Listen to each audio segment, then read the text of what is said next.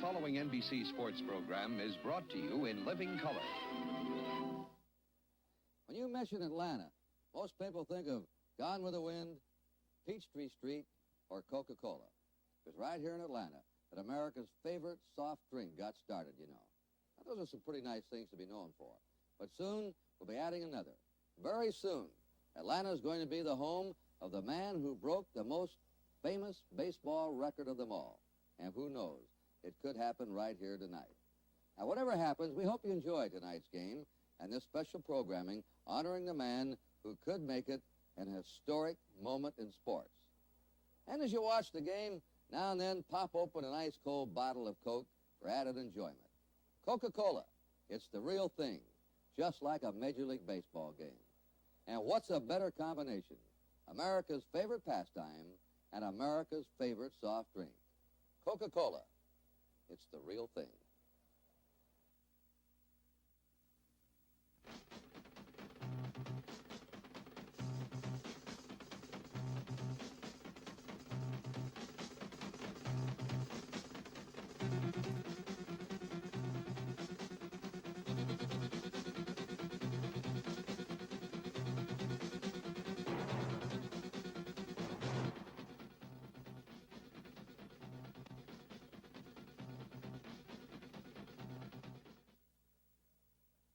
Well, nobody really heard or knew too much about me until Hank hit number 712. Of course, everybody's been following his career right around now.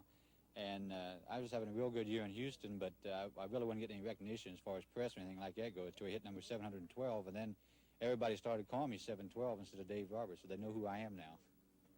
When I think of Hank Aaron, I guess I think respect probably more than anything else. I respect Hank as much as any other hitter that I've ever faced. Horror. And also 714, I don't think any pitcher wants to give it up, and someone's going to have to. And I think that the biggest problem with pitchers is that they've got all this on their mind, and I think there's just as much pressure on the pitchers, probably more than there is on Aaron, really, to hit it. Tremendous hitter, an athlete with great ability, tremendous long ball hitter. I know for me, he's only hit 5 home runs off of me, but they've all only been when it counted. Well, Joe, when I think of Henry Aaron, I think of one of the class men in all of baseball, and a man that I probably never missed a turn against with the Milwaukee Braves and then the Atlanta Braves. There was a lot of times that I saw that man standing with a bat in his hand. That's probably why he had so many home runs, but I'm happy they went that way instead of back through the middle. And seriously, I hope that Henry gets all the acclaim that's certainly due him, and he's a great guy. Infinity. The first home run I ever gave up in the big leagues was to Aaron. And I think it's still going. It's gone into infinity somewhere, and I've been trying to figure out a way to keep him from doing it ever since. Hank Aaron has a weight problem. He can't wait for the season to start so he can get out there and knock the hell out of a pitch. A lot of people think that I'm just a great ball player, with just a great ball player for the last 4 or 5 years. And I'm surprised that no one have asked me about what is the one most single thing that you're proud of. They disregard that question whatsoever. They don't think about it. Can I ask you a question? Please do. What's the one single thing that you are most proud of in all your career? I would have to say total bases, Joe. Total this bases. Is something that, your buddy Stan Musial held that record for such a long time, you know. And I have to say this is the one thing that I'm most proud of. Not so much as a home run, you know. Sure, I'm glad to be in a position where I got 700 home runs, but the total bases is a thing. That means that you had to be consistent for a long time. So this is where, I often tell newspapermen that I'm not only proud of the 700 home runs that I've hit, but I'm more proud of the one record that I think will stand for a long time, and that's the total bases. 700 letters every 2 days. How much of that would be I hate would mail? say about, we get about 600 of that is really is kids and people all over the United States is pulling from it. And when I said 600, I mean the other 100 probably is people that's really just living in the past with Babe Ruth. It's not hate mail, so to speak. It's the people that do not want Babe Ruth home run record wiped off, So there is no hate mail as far as hate mail has been defined, where they say you are black and you shouldn't be doing that. Well, it's not that many, Joe. We do get some, but it's not that many. But I would say that it's just a small amount of mail that we get compared to the most good letters that I received. I want you to be the sportscaster, or be the guy to ask the questions, and I will be Henry Aaron. And you ask me some of the questions, or all of the questions, that they've been asking you. I'm sure you've been asked many questions. Okay. This is going to be fun. I hope so. All right. I never hit 714 home runs. Go ahead there, Joe Sportscaster. All right. Henry, let me ask you a question. Okay. What did you do to make your wrist so strong? Well, I guess when I was a kid in school, I threw a lot of spitballs, and that works on your wrist a lot. How did you make your wrist strong? Carrying ice up 2 or 3 flights of steps has made my wrist strong. Okay, Those ask me. tongues. All right, ask me again. All right. How did you manage to make your wrist so strong? Well, I lived in this Italian neighborhood, and we used to deliver ice with tongs. And I used to go up the... Okay, ask me another one. Well, this is one that stunts you. Which way, when you dress, you put your uniform on, do you put your left shoe on first or your right shoe on first? Which one? Somebody really asked you that? During the All-Star game. Asked Somebody you? said, which shoe do you put on first, your right or your left? I gotta ask you. How did you answer that? I told him to come in the clubhouse the day of the All-Star game. You can find out. And watch you. And watch me. Henry, do you feel the pressure? Feel any pressure at all? No, not a lot. I don't sleep much. I haven't been eating much. And I don't feel any pressure. I'm a little nervous and scratchy, but nah. Can't believe it. Can't believe it. No, I can't really believe it. Well, and it bothers me a little bit. I choke up a lot. I figured it. I figured it. I choke up a lot. Yeah. Well, tell me, how do you cope with this every day, constantly? You know, this pressure thing. Well, how do I cope with it? Well, I just come out, and I figure I come out, and if I'm here, I'm gonna... Just do the best you can, huh? Yeah. How do you answer that? What do you tell them? Do you have a different answer for these? Well, the only thing I tell them, Joe, is that really there's no pressure on me. You know, I feel like the thing that I'm doing now, you know, it can take me 2 or 3 years to tie a break Babe Ruth record. So actually, it's no pressure on me at all. Now, that's the best answer I can give them, but they constantly, you know, they want to get the answer that you just gave me. Well, another question I asked, what size bat do you use? I use a 33.5-ounce bat. He says, you use a bat that light? I said, yeah, 33.5 ounces. Are you sure about that? I said, yeah. He says, just pick it up. And they go and pick it up. They said, it doesn't weigh 33.5 ounces. It must weigh 35. You know? Like they know. Yeah. I've been following your career for a long time, Hank. And I noticed the progress that you made. Which way do you bat, left or right? Oh, no, you're putting me on. Somebody asked you which way you bat? Somebody asked me which way did I hit. Is that the most unusual question they ask you? Well, I get a lot of requests for my hair, you know, piece of my hair. People wanted to send it through the mail, you know. That's funny. That's really funny. That's really funny. You got to bring that up, didn't you? Well, maybe I hit 700 home runs, and that's why I'm like this. Because I kept sending it out. Do you send it out? You kept sending all yours out.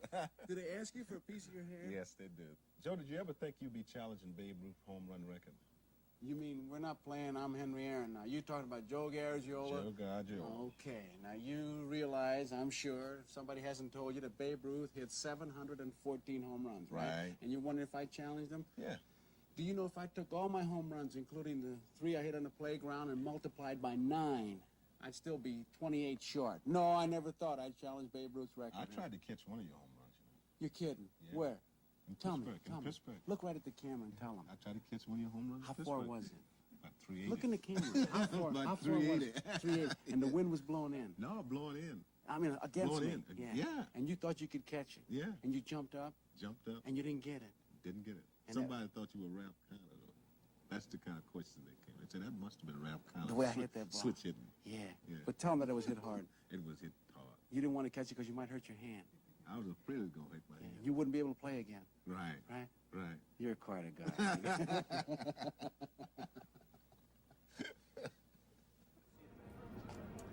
Well, Tony, as you know, Al's strength is keeping the hitter off stride and moving the ball around. I think he has truly one of the most outstanding straight changes in baseball today. And I'm sure that if it's working good for him, that Aaron's going to see a few of them.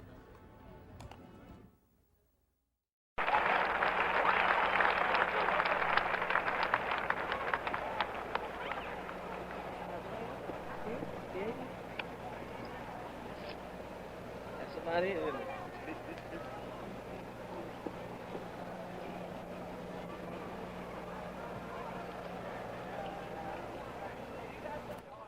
know I'm supposed to start anthem right now, but I don't know when I'm going to get a chance to big audience like this again.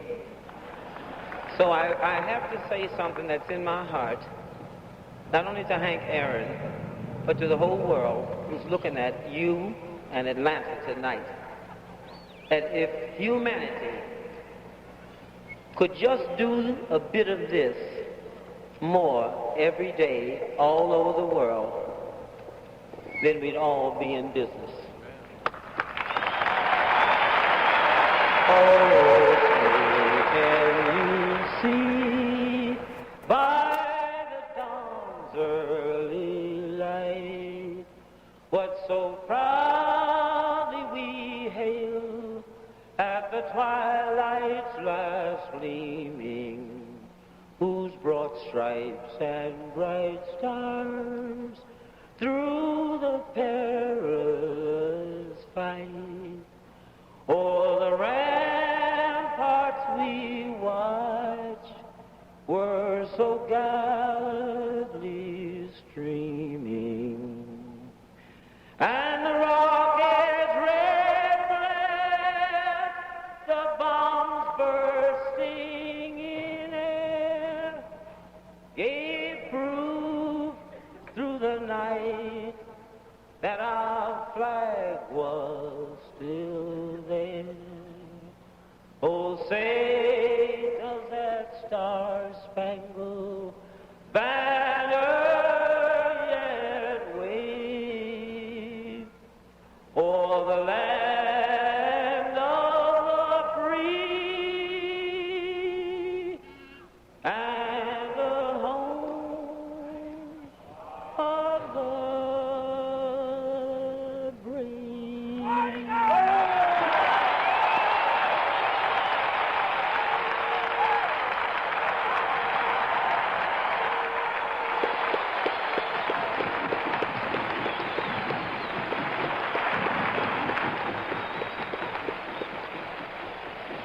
Henry Aaron visibly moved here tonight. He'll go back to the dugout now, Joe, and he said he puts it all together, very few words. I want to get this thing over with. I want to hit number 17. He's got it down in simple form. He sure has.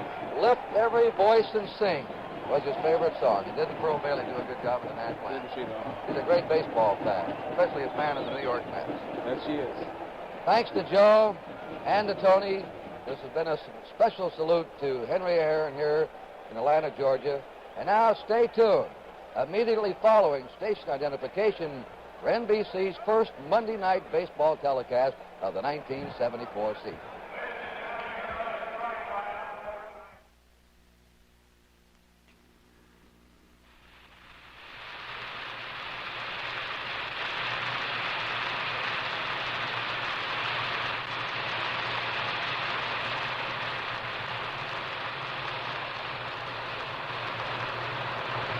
USDA grade choice, price, and trim. Price Chopper puts it together, 'cause we're what you want us to be. Handbags carry the new spring and summer look at Woolworth. For day or night, choose a bag with the look of leather in cool white. The season's hottest fashion color, only $5.88. Shoulder styles, totes, large, small, casual, or dressy, and they're only $5.88. Also, the best fashion colors in dozens of styles, only $5.88. Woolworth spring and summer handbags. Complete your wardrobe at only $5.88. Thank you for shopping Woolworth. Only at Carol. Buy a Pepsi, take home a Buzz. Only at Carol. Buy a Pepsi, take home a Tweety. Only at Carol. Buy a Pepsi, take home a Porky. At Carol's, when you buy a Pepsi for 39 cents, you get to keep a Looney Tunes glass. There are 6 great glasses. Collect a complete set. Buy a Pepsi, take home a Roadrunner. This week, take home Bugs Bunny. The Total Story with John Chancellor, weeknights at 7.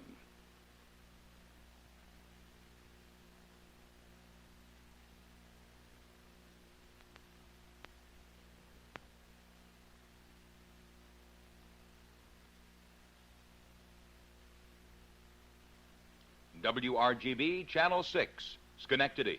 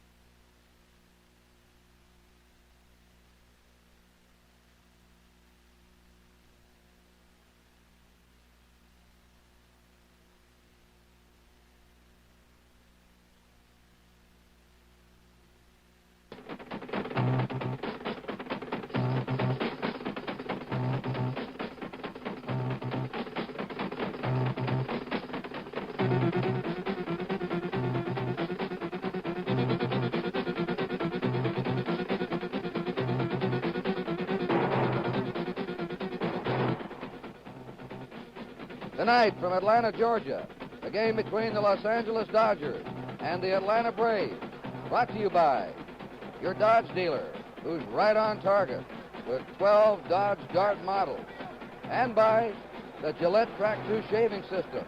It's the closest thing to a perfect shave.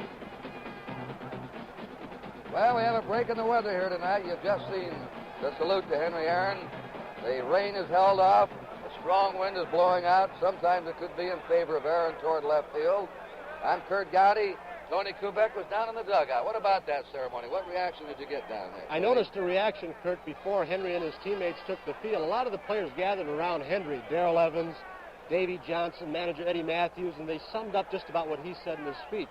Get it over with, Henry. We want to get on to the pennant race, because this team does have a chance, an outside chance, I guess, with their hitting at the Western Division title. All right, Tony, you know, ladies and gentlemen, May 20th was to be our original first night Monday telecast. We moved it up to April 8th, so we could be here for the home opener of the Braves and hopefully to see Aaron get a shot. That's 7:14 or 7:50. Every swing he takes tonight is going to be suspenseful.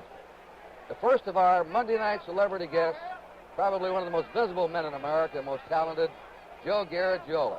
Joe is a baseball man all the way. Started in baseball, broadcast baseball, always will be baseball. Joe, welcome with Tony and me here on the Monday Night Baseball and the Saturdays, too. Thank you, Curt. I picked a great time to join you. It's been a most historical, most exciting thing, and it just proves what we all know, that these guys run on blood and water, not on batteries. When Henry Aaron drops a few tears, you know that he's moved. Yeah. Now we'll see if he can drop the bat and trot the bases, right? Oh, I think he can do that pretty well. All right, NBC's Monday Night Baseball will continue from Atlanta as the Los Angeles Dodgers meet the Atlanta Braves. You know, there are over 1 million people who own these little Dodge Darts.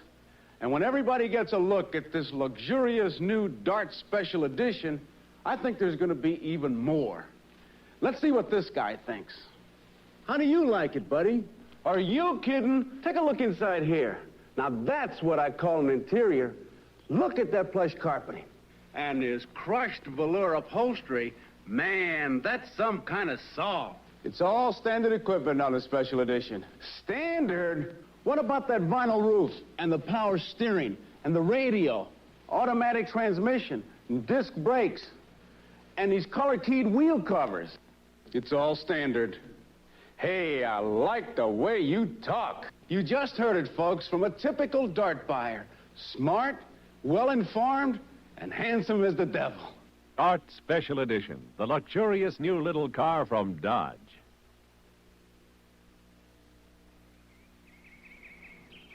The great outdoors is now open, and your Coleman dealer is ready to help you get into the spring of things, with tents built to keep your family snug and dry whatever the sky, with roomy, rugged sleeping bags, including 10 colorful washables that'll turn you on about turning in, and with a new portable electric lantern, the Coleman Charger 3000. Just look for this banner at your Coleman dealer now, because the great outdoors is now open. All right, here are the Dodgers and their opening lineup. Leading off, Dave Lopes will be at second base. Batting number 2 in left field, is Bill Buckner. Hitting third, over from the Houston Astros, comes the toy cannon, Jimmy Wynn, in center field. Hard-hitting Joe Ferguson is the catcher. He'll be batting cleanup tonight for the Dodgers. The veteran of this team outside of Wynn, Willie Crawford, just 27 years old, in right field. Ron Says at third base, batting sixth. At first base, hitting seventh, is Steve Garvey. The shortstop will be Bill Russell. And pitching tonight is Al Downing, a left-hander, Al Downing, on the mound for the Dodgers. There's Chief Nokohama on his way out to his teepee, and every time someone on the Braves hits a home run, he comes out and does the Indian war dance. What'd you say about him over the years with Aaron, Joe? I said he's got some bad feet and falling arches, but they've added something. I see his little boy. I think it's Knock a Single is going out with him, too. She lost her shoe, or he lost his shoe. Picked it up. That's why he's so far behind. Here are the umpires assigned to tonight's game. Behind the plate will be David Davidson. Working at first base is Frank Pulley. At second base will be Ed Sudall. And umpiring at third will be Lee Wire.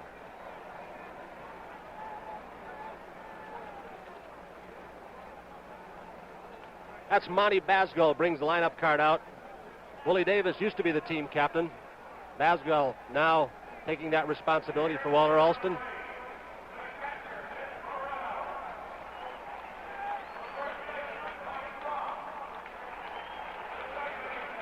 Now the Braves are being introduced defensively. Dick Corral behind the plate, Mike Lum at first, Dave Johnson at second, Greg Robinson at short, Darrell Evans at third. There's Aaron being introduced. Number 44, tipping his cap, moving to left field. Most of his career, he's been a marvelous defensive player. Almost made it look too easy. Outstanding base runner. But he admits now he's slowed down a lot in the outfield and can't throw the way he used to.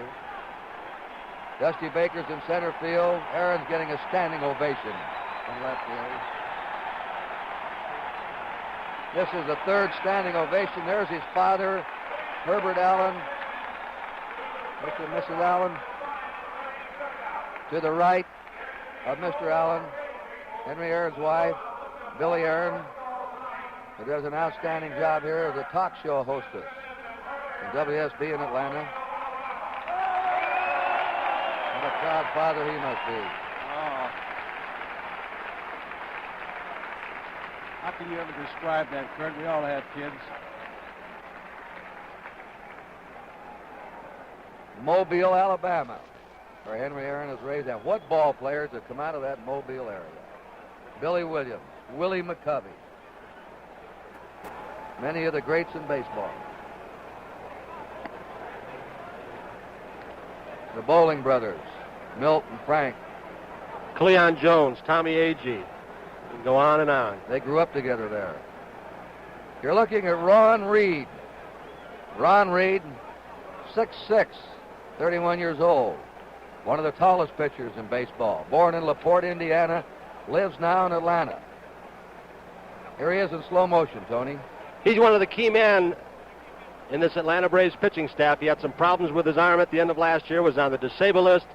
He can be exceptionally quick, has a good fastball and slider, and he throws a little bit of a lollipop changeup, tries to keep the hitters off stride. He injured his arm in Philadelphia last July 9th, has not pitched in the majors since that date, so this is a comeback effort for him. The Braves pitching staff was last in the majors last year, last in the National League, and they need this fellow badly this year, an effective Ron Reed. Dave Lopes is leading off. So far this year, he's had 4 out of 12. And he can run. Played a little bit to the right. The first pitch is in there for a strike call to him. Reed, Buckner, and Wynn will be the first 3 Dodgers. Corral behind the plate.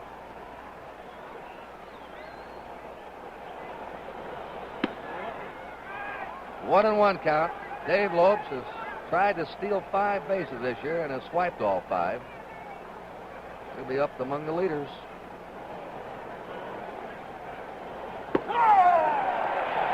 1 ball, 2 strike count. A peculiar wind in this stadium. Some directions it's blowing out toward left, it circulates, and other times it's blowing from third base toward first. But it is brisk tonight. We have a 2-2 count. Buckner is on deck for the Dodgers. The Dodgers have had a very impressive spring training.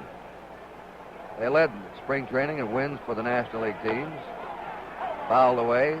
But the impressive thing about them, Tony and Joe, was the way they ran the bases. They stole over 2 bases every game they played in spring training. You get the feeling, Curt, really, that this is really a half-track team. Felt like Lopes especially likes to run off second base, something he didn't do all last year or in the minor leagues. And they won their first 3 games of this regular season handily. So they're off to a good start. It's a team that won 95 games last year, faded at the end, lost to the Reds in the Western Division. You had a team now very young, a year older, and they should improve just on the age factor. Recall at the end of last season, they had some injury problems, too. The 2 very key men, Andy Messersmith, pitched with a bad leg, and then finally had to get out of the rotation. Don Sutton, another one of their key starters, also had a bad arm. Now we run to a 3-2 count to Dave Lopes. We're just underway here in Atlanta, Georgia. The Braves home opener. A complete sellout, standing room only. Will Henry Aaron do it tonight? Break, he got in. A breaking trick for strike 3, and Lopes was called out.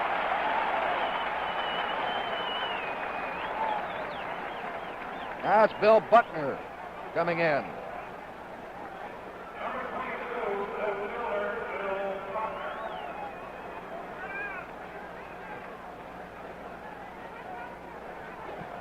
Bill Buckner. Fastball's high to him. Buckner. 2 out of 9 so far. On deck is Jim Wynn. He'll be a key for the Dodgers this year. I always like this, Curt. You got all these high-priced players, and all of a sudden the umpire becomes the rag picker. Does good work, too. Saves it. Don't be a litter bug. 1 out, nobody on. There's a sharp smash and 1 hop to Johnson at second. Throws him out, 2 down.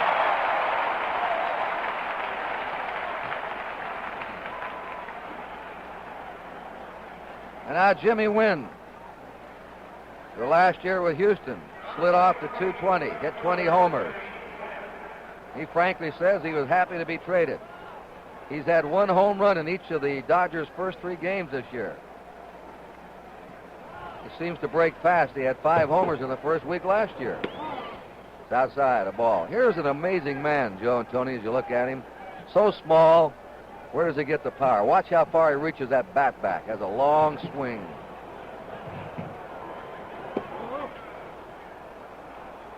Two and nothing. Powerful legs, too. I was standing next to him in the hotel lobby because I was under the impression that he was small. And he's a bit taller than I am. And I thought I was a big guy. 2 balls, no strikes. 2 down, nobody on. That's a strike. He's thick through the shoulders.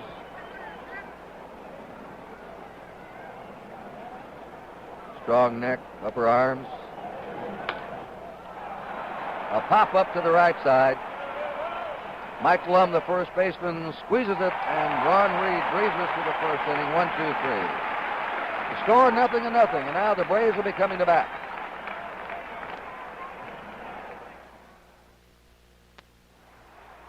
I'm Hank Aaron.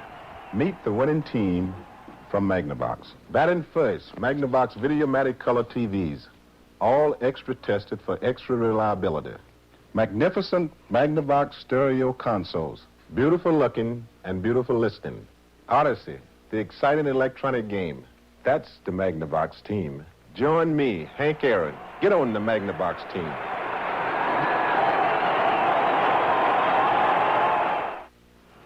Monroe Max Air Adjustable Shock Absorbers. Give them a shot of air when your car's rear needs a lift.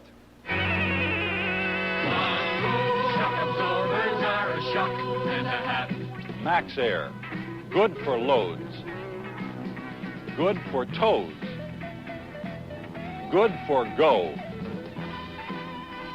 And when you let the air out, you're still way ahead with heavy-duty shocks.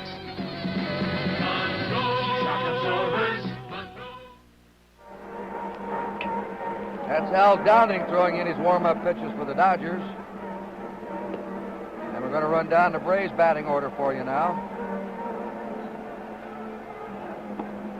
Leading off, Ralph Garr in right field. Mike Lum will be at first base, hitting second. Darrell Evans at third base, batting third. Henry Aaron hitting cleanup in left field. Dusty Baker in center field, batting fifth. Dave Johnson at second base, batting sixth. Vic Corral, the catcher, hitting seventh. Craig Robinson, the shortstop, batting eighth. And Rod Reed pitching and batting ninth. Well, you used to be a teammate of this fellow's, Tony Kubek. Al Downing, tell us about him. Curt, how he's changed. He was a hard thrower when he came up, had control problems. He's always had a good change of pace, and if he can get it in the strike zone today, we could see a lot of it, and maybe to Henry Aaron. He's got a lot of poise. He always has. Look at Al Downing in slow motion. He's had a good fastball, and they say this spring he threw the fastball a little bit more, trying to set up the off-speed stuff. Ralph Garr, who right now, of the players in the major leagues who've had over 500 times at bat, has the highest lifetime batting average of .318. They shorten up on him at third, at first. He can leg it down that line. He hits it right to the box. Al Downing's flip, one down. That didn't take long. Garr bounces out, pitcher to first. Here's Mike Lum up now. So far has had 4 out of 13. He had 294 last year.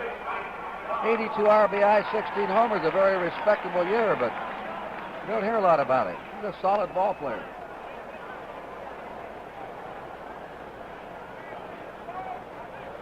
No score, last of the first inning. A ball to Mike Lum. He's quite a young catcher that Joe Garagiola has his eyes on behind the plate, Joe Ferguson. That's some kind of story how they convinced him to catch.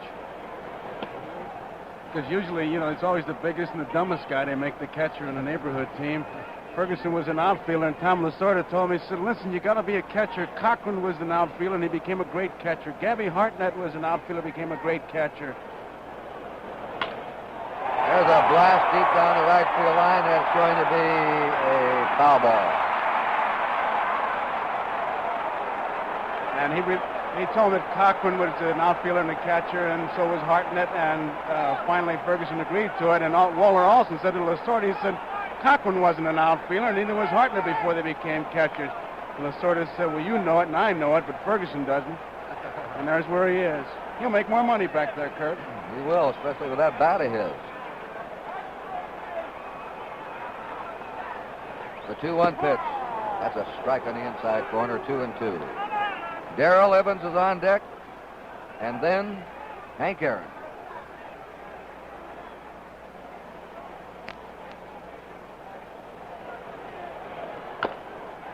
High chopper to the box.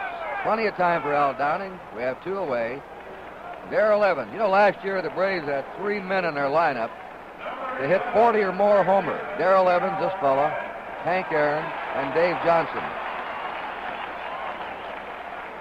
With Evans stepping in, we talked to him before the ballgame, asking him how the presence of Henry Aaron in the lineup affects him.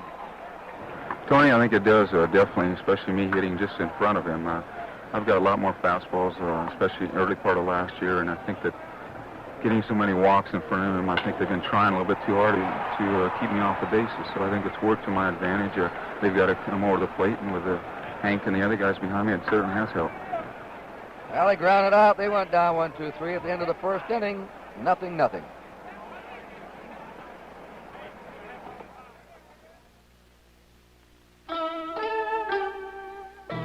It took you 3 weeks to get to Hong Kong, and now there's no place to dock. But when you only go around once, you don't sit and wait for gusto.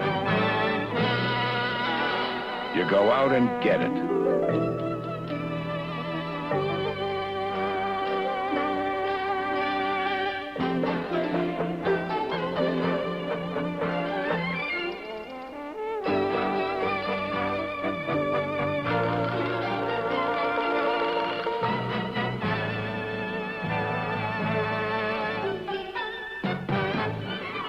around life, once around living, once around beer, and you'll keep around schlitz. Come around, take the gusto life's giving.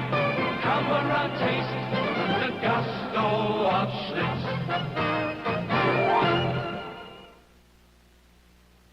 Kawasaki lets the good times roll. Kawasaki lets the good times roll. Get aboard, get away, and you're gonna say, let the good times roll.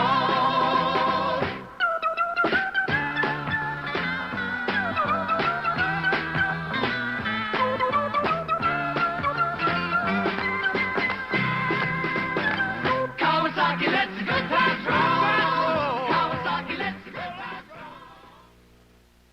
roll. Joe Ferguson starts it off with the Dodgers in the second. It's a strike to him. You saw that number 13. 5 other players were in the major league. Strike 2. A few raindrops starting to sprinkle. Here's a fellow that hit 25 homers last year, knocked in 88 runs as a youngster, and missed a month with a broken thumb. He is quite a young catcher for the future, Joe. He certainly is that, and they've got another fellow named Yeager who is pushing him, and I think that typifies his whole Dodger club, the competition. He's gone. That's the second strikeout for Reed, and Tony Reed's throwing very smoothly and easily tonight. He's got good stuff, and as we mentioned before, he's a real... Could be a problem if he doesn't come through for this Braves, but if he comes through, they might be in this thing till the end. Tony, when you were batting against a big, tall guy like that, you always get the feeling like I did you were hitting uphill? Like he was releasing the ball about 30 feet away. Yeah, he's always dropping it on you. Oh. Willie Crawford, here's one of the old men on the team. He's 27 years old. Ball 1 to him. He was the Dodgers batting leader in '73 with a .295 average. You remember, 10 years ago, he got a $100,000 bonus. One of those players that's taken some time to finally blossom. But it appears as if he's arrived. 2 balls and no strikes. We have 1 out, nobody on. We have no score in the second. Hank Aaron's going to lead off the last of the second for the Braves. The 2-0 pitch. Bounding ball to shortstop. Greg Robinson on target. There are 2 down. Ron Say is the next batter. Say had a good first year last year with a .245 average, 15 homers. He's chunky. Take a look at him. He's a stockily built little fellow. Strong. He's got a tough strike zone, too, and a good eye. Just a couple feet from those armpits to the top of those knees for a strike zone when he goes into a little bit of a crouch. Foul ball. You can see why they call him the Penguin, Joe. Sure can. The only thing that keeps his legs from hitting his neck is that belt buckle. And we haven't seen him run yet, but he has a peculiar running style. Flat foot away, looks like a penguin his teammates tell him. Ball 1 strike. Of course, that's another 3 hours we've started to get in on nicknames. Isn't that the truth? He'd be great during grape stomping season, though, Curt, with those legs. The 1-1 delivery. Curve for strike 2. 1 ball, 2 strikes. The Ron Say, they're 2 out, nobody on.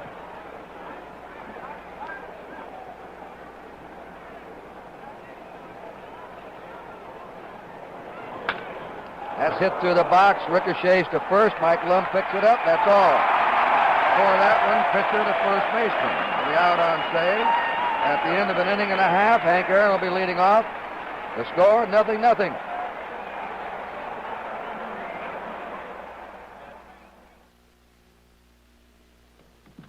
My assistant and I would like to show you Dodge's pickup. Standard equipment includes electronic ignition and a 225/6 engine. If you need even more room, you can pick a Dodge Club Cab. With 34 extra cubic feet of space behind the seat. How did I do? Not bad, Dad. Not bad. What are we? Barbarians? Is the only way to get a close shave to risk a nick or a cut? Look, a civilized shave. Schick Super 2 twin blade cartridges. They're super safe. But prove it on your own face with this free offer. Buy this special pack of Super 2 cartridges and get a Super 2 handle free. Free. It's a civilized offer from a civilized shave.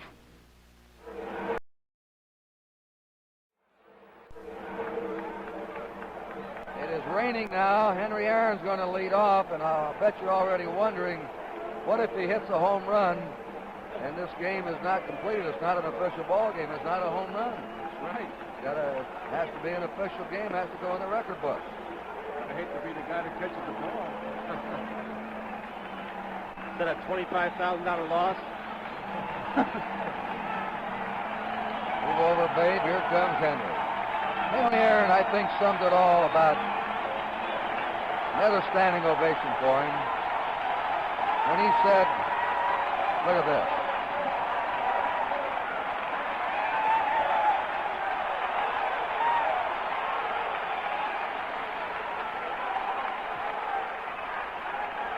Well, this is the fourth standing ovation. We're just in the last of the second inning. He's going to smash all standing ovation records. You saw the backdrop of Babe Ruth, Hank in front of it. All right, every pitch now. A little bit outside ball. Hank Aaron said, I don't want people to forget Babe Ruth. Never.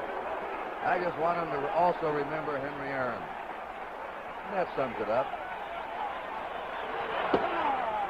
Right. You know, a good friend, Joe and Tony, of Babe Ruth was Tom Yawkey, the owner of the Red Sox.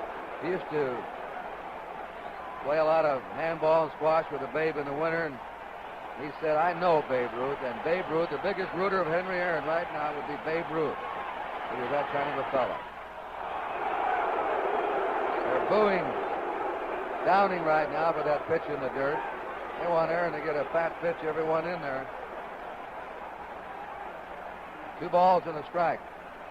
Tom Yawkey asked me to deliver that message to Hank Aaron last year, and I did. He said, I appreciate that. That's the Aaron box. The 2-1 pitch. Ball 3. The crowd boos again.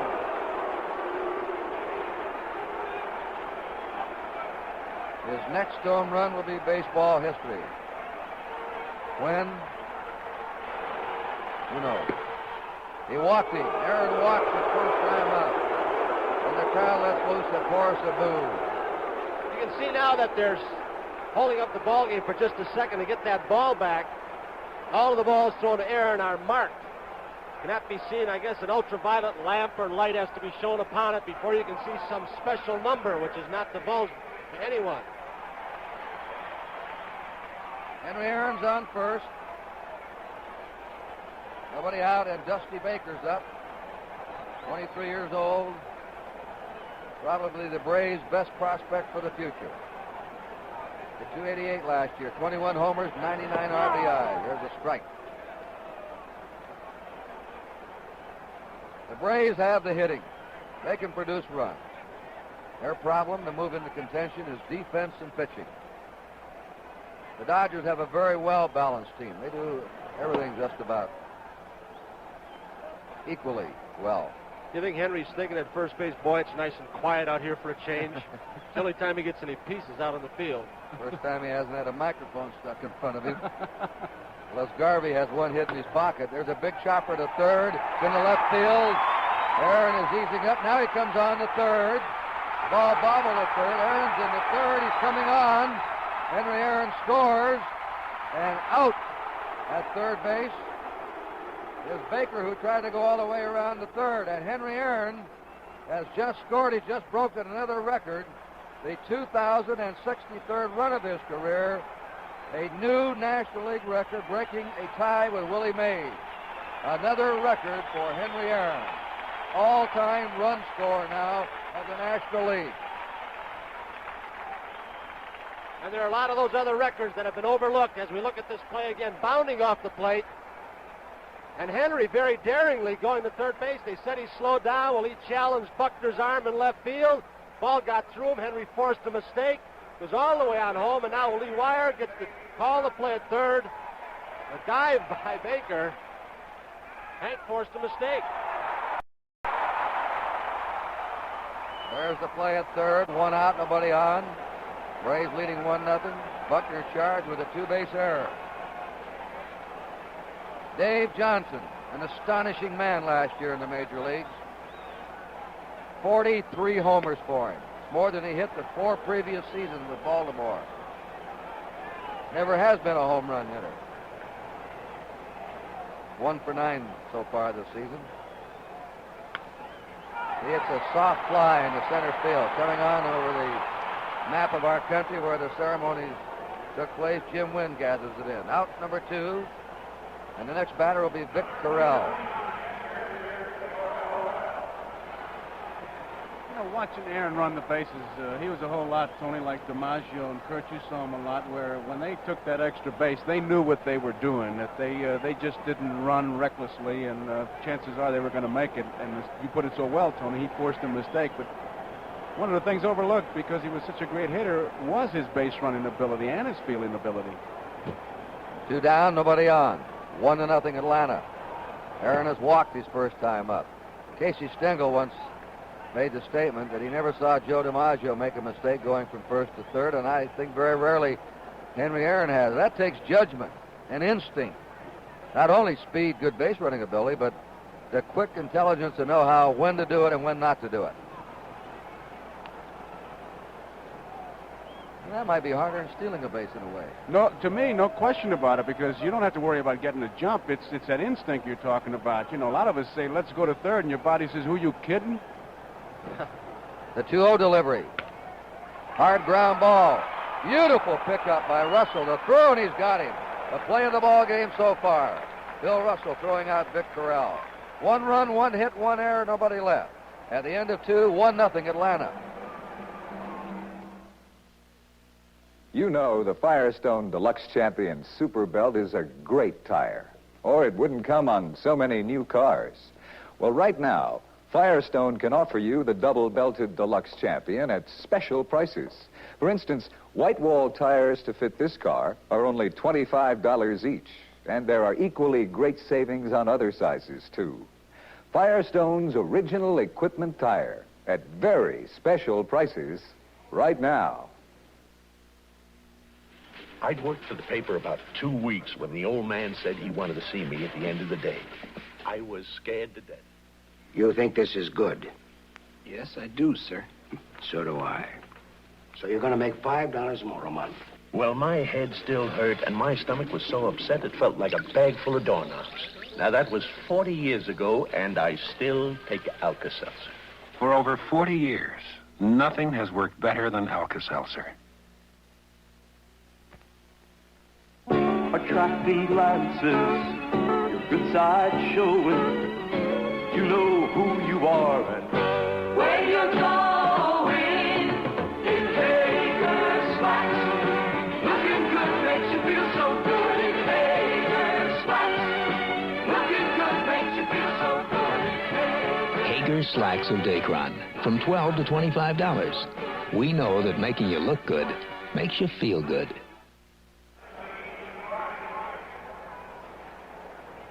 Steve Garvey. Here's that play again by Bill Russell. And to see why he was named by the players as the shortstop of the year in the National League.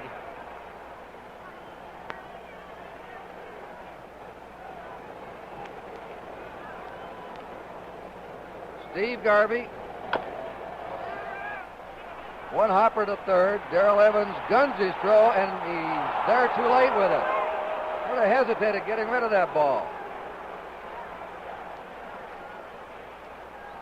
Had trouble possibly getting the ball to the glove. Took a little bit more time. There it is. It rolled up his wrist.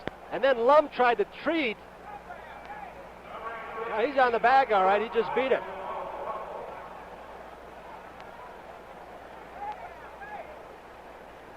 We've had no decision from the score yet.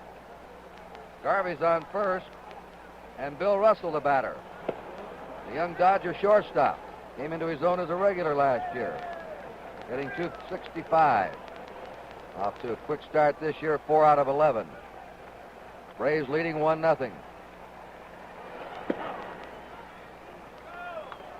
2-0. Here's a fellow that they say may wind up as the best all-around player in the ball club. tell you, these Dodgers have come up with some good-looking young ball players, and they can interchange them. They got guys that can just switch around. Strike with a fastball. Ron Reed trying to come back from an injured arm. Has pitched smooth and easily here in these first 2 innings we watched him. Fly ball into right field. Racing back is Gar. Right center is hit deep. And it's on the ground out there as they scissored between them. Coming over to third is Garvey. And down to second is Bill Russell. The wind kept carrying that ball back. A very strong wind blowing from third to first. Gar just misplays it. Baker knows he's lost it in the wind. He's trying to hustle over to help him out, but he can't get there either. Baker must have run about 2 miles to try to get almost in dead right field, but the wind is really swirling up high. But you know, the flags tell you the message, and Gar apparently did not check it because he played that ball like he'd lost it in the moon. He didn't have a shot at it. Al Downing is up, the Dodger pitcher. Fouls it back. That's typical of what's going to happen in this ball club and be in big trouble, Curt. Instead of having a big easy out, there they are, second and third, in deep, deep trouble. Well, that's what plagued them all last year. Led the National League in homers and yet played below 500. Strike 2. I guess it was a classic story, Tony and Joe, of good hit, no field. Says it all. 2 strikes to Al Downing. Runners on second and third, nobody out. Another foul into the right field stands. Still sprinkling here. Rained all morning. Just a bit more of a sprint than a sprinkle right now, as you can see in the background of Ron Reed. Be a great day for a spitballer. Yeah. Line shot into center. In to score is Garvey. Russell is being held at third. The throw is cut off by Mike Lum, the first baseman at the mound. And the Dodgers have tied the ball game as pitcher Al Downing delivers up the middle. What can you say to Ron Reed? Makes 2 good pitches, 2 men on base. Then he hung a curveball and the pitcher hits it on him. A lot of these Braves players complained last year, Curt and Joe, that the infield was bad and the outfield turf was bad, so they changed it all. But they couldn't do anything with that error there to help the fly ball, I guess. They're waiting for Mr. Downing's jacket to be brought out to him at first base. Getting raw right now, a little on the chilly side. You know, in a spot like this, when you see that catcher go out there, the pitcher, the best way you could say it, he's ticked, he's mad. And you got to go out there, and usually you get greeted with something like, well, what do you want me to do, dummy? They can't catch the ball out there, and you just got to sit there and listen to him and hope that he settles down and not try to blow that ball by somebody, because then he's just in deeper trouble. They've tagged him now for 3 hits in a row. They have runners on first and third, nobody out. Fastball's up high, and the game is tied 1-1. If you joined us late, Henry Aaron came up to lead off in the last half of the second inning and was walked for his first time at bat. Ground ball to third. They're coming home with it. They've got him in a rundown. They tag him out. Russell made no attempt to Don't know why. get moving to try and get the other man around the third. His job was to try and stay in that rundown as long as he could with the hopes that Downing could advance to third, but he just quit. There he goes. He made the proper play breaking. He's got to force that man to come home. Went a little bit too far, possibly. He should have stopped about halfway. But still, Tony, he gave him that nice room service job by stopping. Yeah. Downing's at second. At first base with a fielder's choice is Lopes. And Buckner's the batter, grounded out his first time. Dodgers have had 3 hits. Atlanta 1 hit. We're tied 1-1, top of the third. Fouled away. NBC's first Monday night telecast of the year, especially for tonight because of the Braves opener and Henry Aaron going for Babe Ruth's all-time record. Our next night telecast will be May 27th. Then we'll have 14 in a row. We'll be on every Saturday, of course, for the NBC Major League Game of the Week. Ball 1 strike, but then the All-Star Game, the playoffs, and all capped off by the World Series. On NBC, your Major League Baseball television network.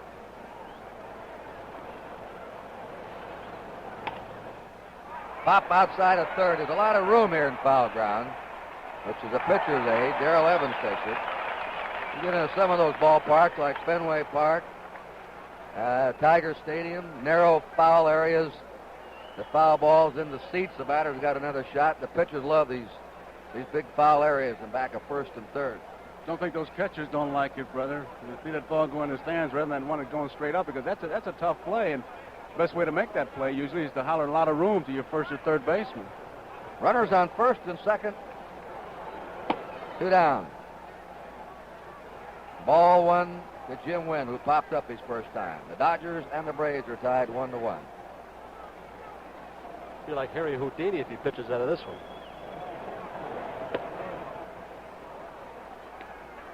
Fairly steady rain now.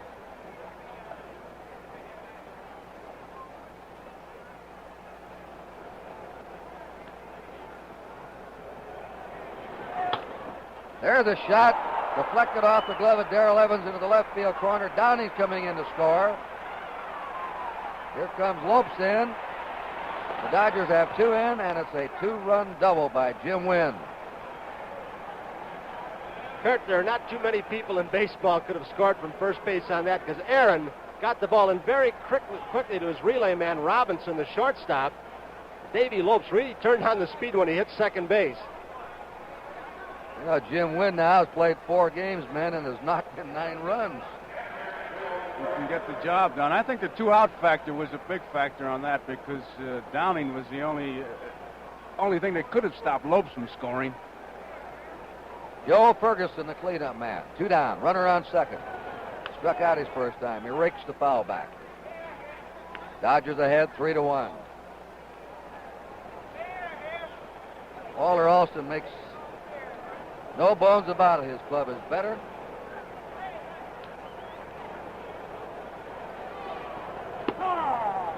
And he's got that quiet smile on his face, but I believe he thinks he's really got something this year. He is as happy as a clam. No balls, 2 strikes to Joe Ferguson. Jim Wynn on second. He's out. Fastball caught him.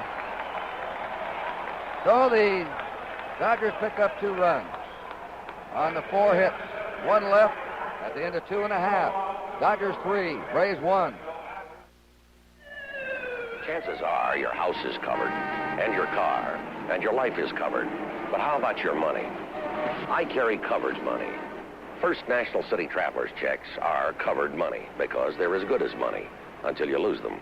Then they're better because you can get them replaced on the spot at more than 35,000 places around the world, and you can spend them at millions of places. So, wherever you go, first get First National City Travelers checks, the covered money. Tell you, Frank, you really put me on to something great with this baby oil. And Babyface Shave Cream is 14% baby oil. So the more I use it, the better my face feels. And it's made for guys like us with tough beards and tender skin. While a nice, rich lather is soaking your beard, the baby oil is conditioning your skin.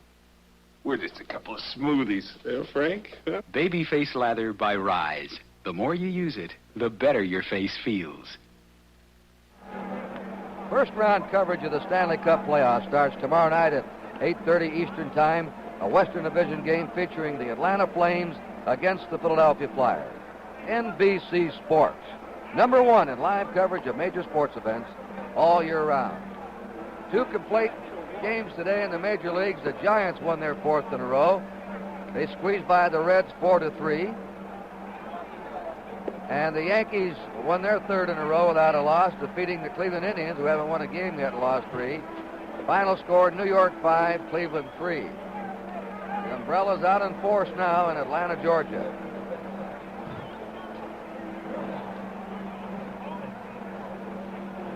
The Dodgers on the field are wearing black armbands tonight in sympathy to Mrs. Ken McMullen, who died yesterday of cancer. Carrying a baby, refused cobalt treatments because she did not want the child harmed, and will be here tomorrow, Ken McMullen. Don Sutton remained in Los Angeles. to represent the Dodgers. He's the Dodgers player rep. And that's why the Dodgers have the black armbands. Our sympathy to Ken McMullen, his family, from all of us here at NBC Sports. Craig Robinson hitting 8. Ball 1, strike 1. When I saw Craig Robinson in Cincinnati, I really thought he was part of the Bat Boy crew. He's another tribute that you don't have to be a great big guy to play this game. A 1 ball, 2 strike count. The game we televised on Saturday, he showed pretty good speed getting out of the batter's box. And routine hit balls to infielders.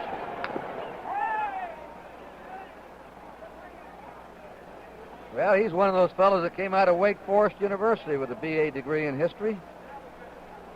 Acquired by the Braves along with pitcher Barry Lurch in a trade for pitcher Ron Schuler during the offseason with the Philadelphia Phillies. He's leading it off for the Braves in the last of the third. The Dodgers are ahead 3-1.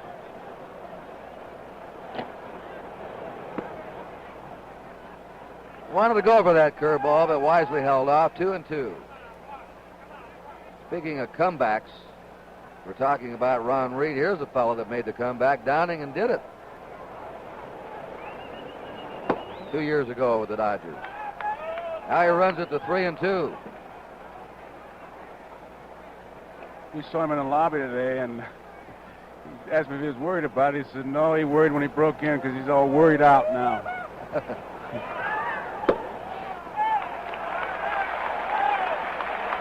Robinson on first. Well, that might be a pretty good way for everybody to be all worried out. Just can't worry anymore. It's a great philosophy if you can carry it out. But don't you know guys in your life that if you think you're too busy to worry, you want to call them because you know they'll worry even if they don't have anything. To hold up the game, I think, momentarily, an umbrella has flown out of someone's hand in the right field corner. I've seen baseballs on the field, dogs on the field, but not an umbrella. Got a couple of new things tonight. The other thing happened up in the broadcast booth. I've never heard an announcer get his earpiece stuck in his ear and have to have a nurse come up with tweezers to get it out, Curt. I exaggerated a little bit, but you couldn't find it for a while. You know what a story this might be? Foul ball, going through surgery while you're doing a ball game. Show must go on. No anesthesia. Listen, you keep it up, you'll have your own show. I'll tell you that. Keep it up because those are very big. Craig Robinson on first. Ron Reed, the batter. The Dodgers are looking for the bunt. The Dodgers are ahead 3-1, last of the third. Henry Aaron's been up one time in this game, walked. And 1-1 count. You know, always in a situation like this, the pitcher up there bunting, trailing by 2, you figure that they're trying to stay away from the double play. Many times I'd go out and just tell the pitcher, lay a mediocre fastball in and let him bunt, and you got a real chance for a double play. Of course, if he swings, you're in a little bit of trouble. Oh, they've got him. They've got him. He's out. They got Craig Robinson leaning the wrong way. That's a play the Dodgers have tried before. Dick Williams used it with Oakland. The pitch before, it was almost a pitch out. They did not try to throw a strike, and Garvey broke way up, letting Robinson think that he had a lot of room. This time he decoyed going home, and look what's happening. He came back, had the picked-off play on, and he got him. And he was out. That Downey's got some move, too. Oh, it's 1 out, nobody on. Now let's see what Mr. Reed does. 2 balls, 1 strike. On deck is Ralph Garr. That's the top of the Braves batting order. Henry Aaron will be the third batter after Garr.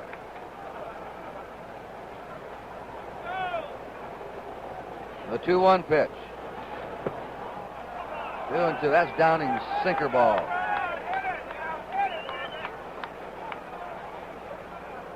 There have been some who say Downing throws a screwball. Well, he doesn't.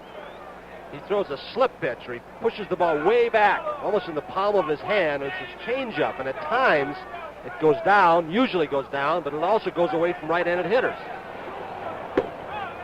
Reed's gone. That's the first strikeout recorded by Al Downing. We have 2 down. And Ralph Garr is coming up. He led off the game by bouncing out to the pitcher. Ralph Garr, who last year hit .299, right now is looking for his first base hit of the season. Now gone 0 for 14. Well, he can get a slump out of the way early, the way he's going. 1-0 to Ralph Garr. Mike Lum on deck, Darrell Evans, and then Henry Aaron. Right now, the Braves have 2 down, nobody on. And the Dodgers are leading 3-1. Hit sharply right through the legs of the third baseman, Ron Say. Garr makes the turn, hold. Say pulled in, the ball was hit sharply, went right through his leg. Well, you saw the advantage of being left-handed and having speed even if you're not going to bunt. Got that third baseman up 5-6 yards on the grass. The ball gets to him quickly. His lateral movement has gone also. He has a tendency to lean forward and want to come in on a slow hit ball. He can't go right or left. Ron Say charged with an error. Second error on the Dodgers. Mike Lum bounced to the pitcher, his first down. 2 down. Garr at first. Curveball strike. Garr last year stole 35 bases in 46 attempts. They're over toward right for Lum in the Dodger outfield. And that's another good curve dropped in. Downing curving those left-handers. He's ahead 2 strikes.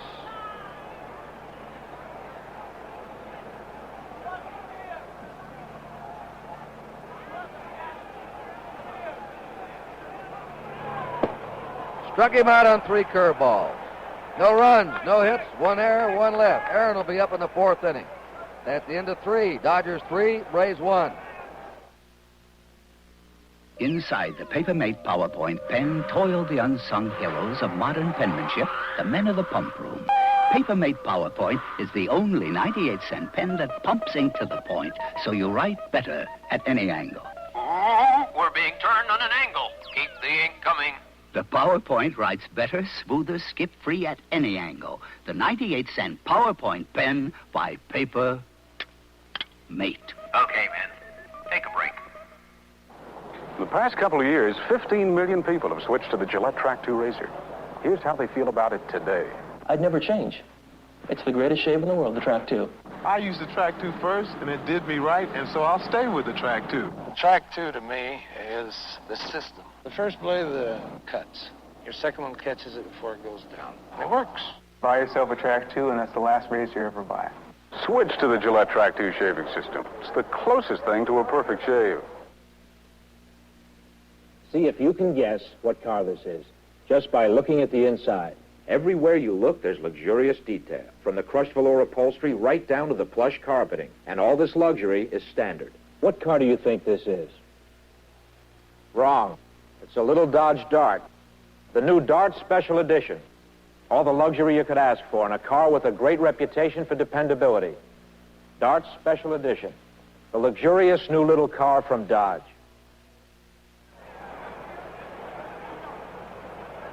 Into the top of the 4th inning.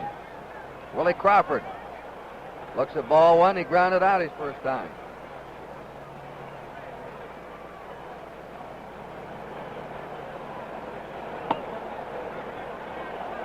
Two balls and no strikes. Ron Reed, like Dave DeBuscher, played both professional baseball and basketball.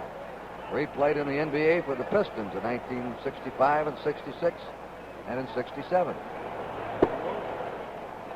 And now he's behind 3-0 on Willie Crawford. Ron Say on deck, and then Steve Garvey. 3 runs, 4 hits, 2 errors for the Dodgers. 1 run, 1 hit, no errors for the Braves. Hank Aaron will be up here in the last of the 4th inning. That's Say on deck. 3 balls and a strike.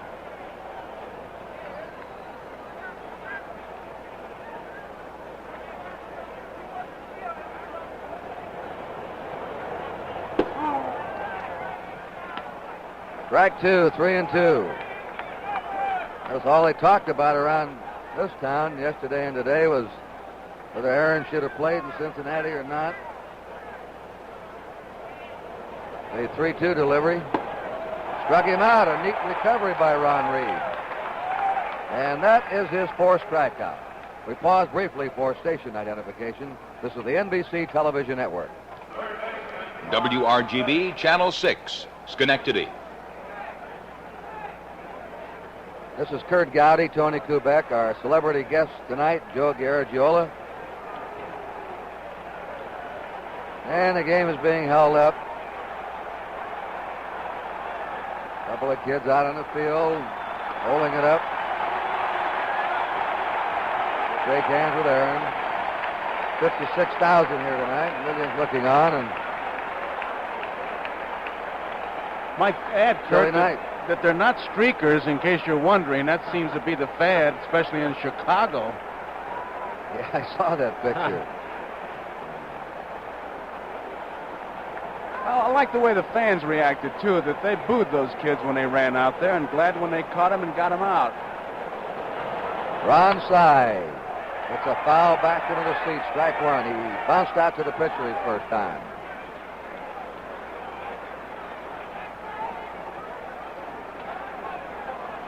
Now, hard to believe when I looked up on that scoreboard. Welcome to the Braves' 19th home opening.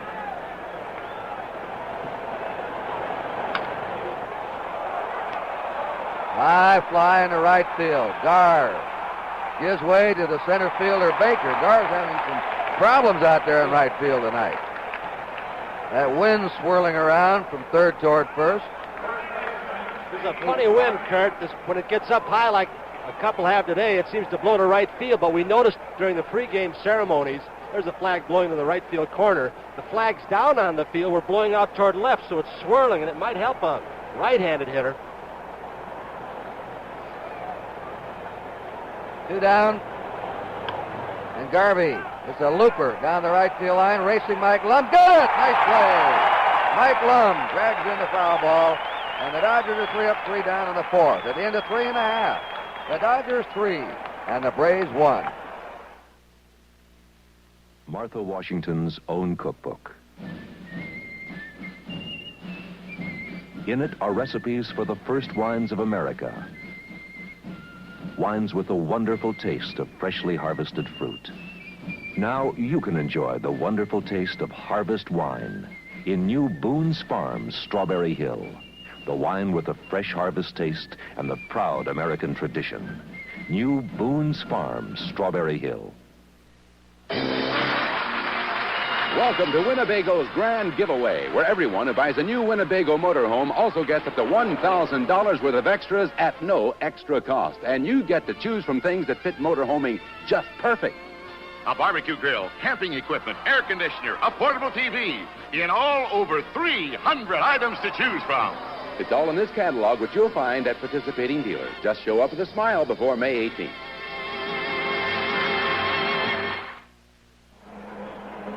Next Sunday, the WCT 74 tour will take us to Monte Carlo. Tough assignment. Following National Hockey League action at 4:30 Eastern Time via the satellite. NBC Sports, #1 in live coverage of major sports events all year round. We want to pay tribute to John Demos, who produced that pregame show on the field. A salute to Henry Aaron. Magnificently presented and prepared. John Demos.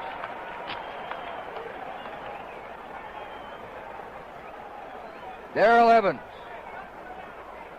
Henry Aaron, and Dusty Baker.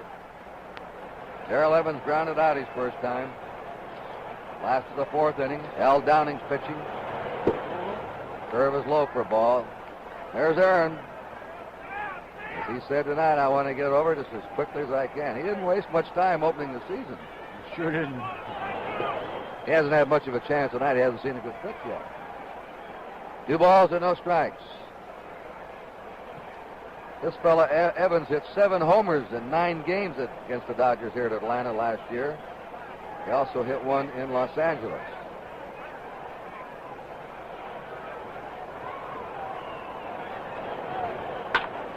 There's a ground ball. They're playing him back a second. Russell drops it, picks it up. It's too late. Evans is on, and here comes Aaron. Here comes Hank. And obviously they're going to pitch around. If there's nobody on base, as we watch this play again. He got handcuffs on. The ball taking a little bit of a funny hop. With a man on base, they're less likely to try and pitch around Henry, Curt. And another standing ovation, number 5, Joe, for him. He's going to set all kinds of records tonight. Fantastic. So you got to feel the excitement. He's already broken the National League record for runs scored. He scored a run in the second. He was tied with Willie Mays. The ball to him. Now they boo. Al Downing again. Downing's keeping that ball low and away from him. He's going to make him pull that ball, which is what Aaron's been doing, trying to get this big, momentous home run. And when he's hitting normally, he'll go to right center field with that ball. Aaron, in his earlier days, used to hit more to right and right center than the left. There's a long drive. Ball's hit deep. Deep. It is gone. He did it. He did it. Henry Aaron is the all-time home run leader now. Listen to this. He did it.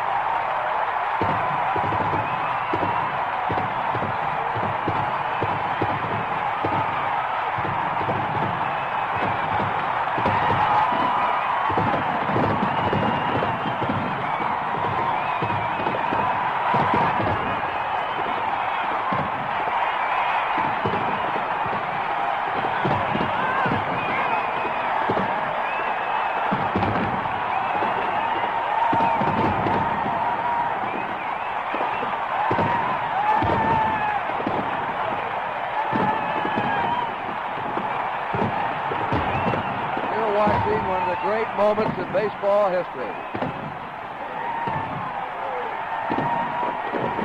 There's the Chief, Oklahoma, out of the teepee. Al Downing went into the Dodger dugout. This is going to be quite a delay here. Henry Aaron on a 1-0 pitch, his second time up after walking, has broken Babe Ruth's record with a tremendous drive into left center. No doubt about it when it left the bat. And what a story. He homered on his first time at bat in the first game. And there they are. The Babe record has now been eclipsed. And Aaron has done it. And this will be his last year, he says. He hit his 40. Number 44 hit his 750th against number 44, Al Downing.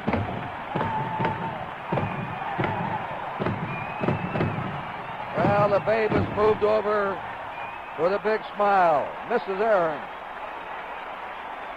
crying in the booth. Here it is. There's nothing can be said to add any more drama to this, so let's just watch it.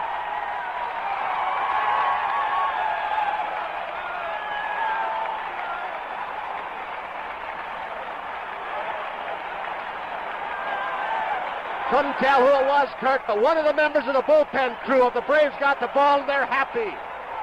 Buckner almost scaled the fence, and if you've ever saw a man with relief on his face, there he is right there, Hank Aaron. And Joe, when he said, I want to get this over in a hurry, he didn't mess around this 1974 season. No, he got the job done in a hurry, and Curt, all you can do is watch the picture, feel the goosebumps rise throughout every fiber within you, because this is a historic moment. There's the ball.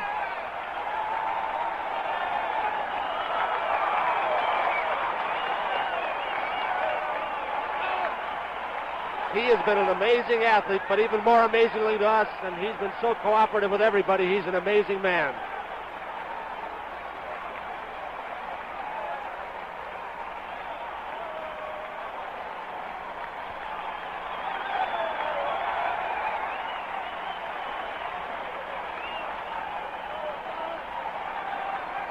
You wonder what runs through a man's mind. He knows it's gone when he touches it off. You can see it in his face.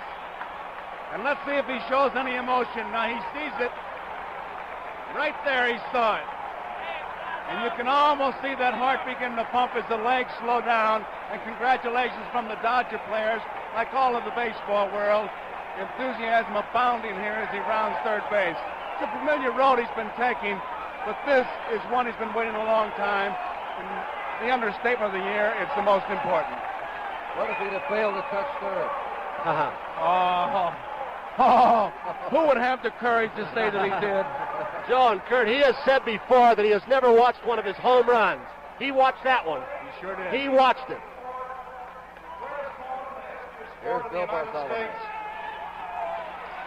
Not only a plaque, but a special ring that his fans and admirers from all over this country, through me, have asked to be made. It's a diamond ring with a replica of Hank, the Atlanta Stadium, and it will be marked April 8, 1974, to the greatest ball player, the finest gentleman, Mr. Hank Aaron.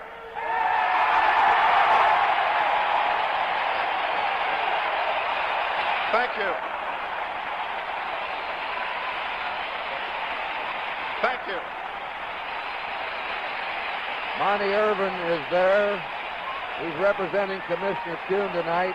Monty Irvin's at the right in the dark suit. Thank you. A longtime friend of Hank Aaron's from the Commissioner's I office. would just like to say, Curt and Joe, I'm personally disappointed that the Commissioner was not here in person. this evening, but I just thank God it's all over with. Thank you very much.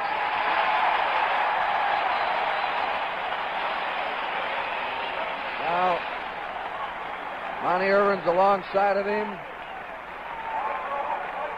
To you, first of all, another plaque which will be marked appropriately to the home run king, Hank Aaron. And I'd like to introduce to you the great Hall of Famer himself, Monty Irvin, who has another presentation. Hank, as a close personal friend for many years and one that has admired your steady progress to superstardom, I'm highly honored to be present at this very historic occasion. It is indeed a pleasure to present to you the solid, gold-studded diamond watch on behalf of the Baseball Commissioner's Office, emblematic of your record-breaking 715th home run, which establishes you the greatest home run hitter of all time because of your patience, kindness, your coolness under fire, and your remarkable hitting ability. I am sure the fans throughout the country and the world will join me in proclaiming you the champion of champions. Continued good luck, good health for all the years to come. Thank you very much, Monty.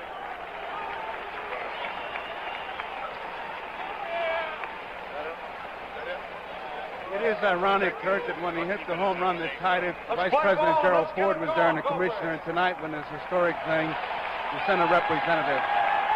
The Commissioner had a tough decision to make. He made it. It was unpopular here in Atlanta with some people, but he also had a lot of support from other people. But in my mind, I wish he could have been here. Should have. All right, here it is again. Number 715, Al Downing throwing. This is his first swing in Atlanta. Remember, he walked his first time up. That's a 1-0 pitch he hit. Right over the plate for him. And there it goes. And baseball history is made. Henry Aaron now is the all-time home run leader of Major League history. At the age of 40, he says this will be his last year. The way he's going this year, he may break 61. He's already hit 2, and this is his third game. He had a home run his first swing of the season and a home run his first swing in Atlanta. But there was just a burning desire. You could see it in him tonight. When he said, you know, it almost reminded me when Joe Louis they said about Billy Conn. He can run, but he can't hide. When Henry Aaron said tonight, I'm going to get this over very quickly. And if he can do this with this kind of pressure, Curt, once he goes back to his normal stride, you just wonder how big a year he's going to have. Might add that the umpires are letting Downing get some extra pitching. I kind of timed it unofficially. It's about a 9-minute delay that Downing has had to kind of suffer through with all this ceremony. Bill Bartholomew is almost like Monty Hall. Every time you turn around, they're giving away plaques. You wonder what Al Downing's thinking about right now. I don't know what he's thinking, what his emotions are, but I know Al Downing, he's very level-headed, and he said this to me before the ball game. People really aren't going to remember that much, the 715th, and me being the pitcher. He said, but 50 years, 100 years from now, if somebody comes along to break the record, they're going to remember the guy that threw the last home run pitch.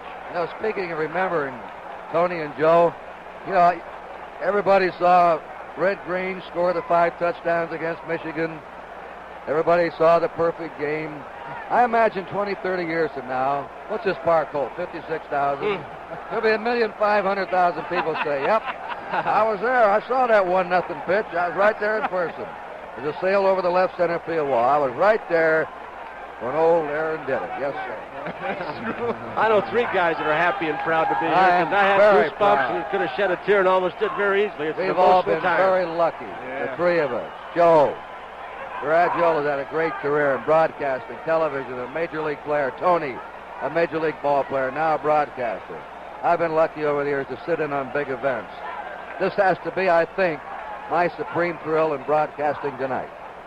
I tell you, I'm right alongside you because the thing I'm thinking about is one of the things I'm going to do is have Hank Aaron autograph my score sheet because I was here and I'm going to have proof.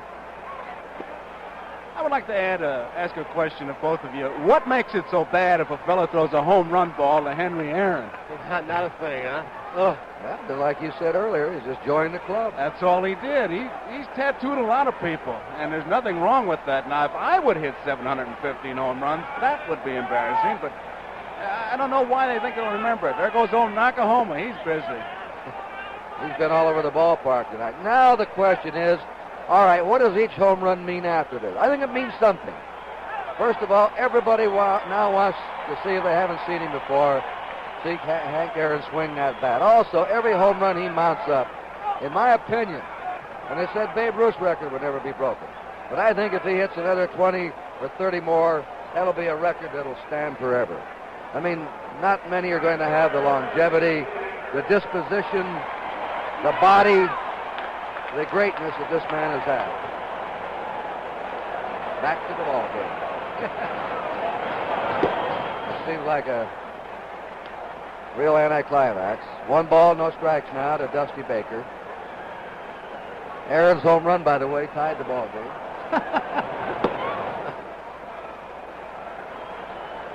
And Ralph Garr came in to score ahead of him. What are the odds, gentlemen, on capturing this tonight on one shot on a Monday night telecast?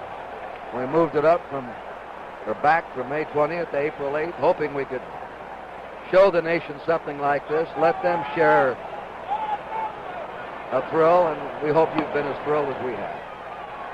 Here's a walk to Dusty Baker. Ow! Hank, it seemed just 7 pitches up to that tonight. 5 fastballs. 2 strikes. Hit the second strike thrown to him.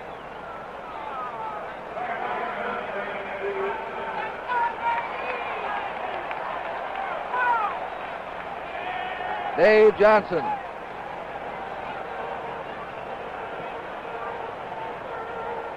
Light out his first time. A ball to him. 3-3. Dodgers and the Braves. And we're going to keep repeating this. Thousands of sets click on and off. Thousands of sets move their channels. And Henry Aaron has broken Babe Ruth's record tonight.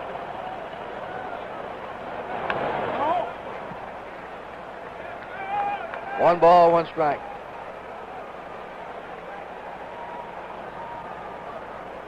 I never will forget one time I saw a great young hitter come up, and I said to Ted Williams, say, this fellow's good, isn't he? And he said, wait 5 or 10 years and I'll tell you.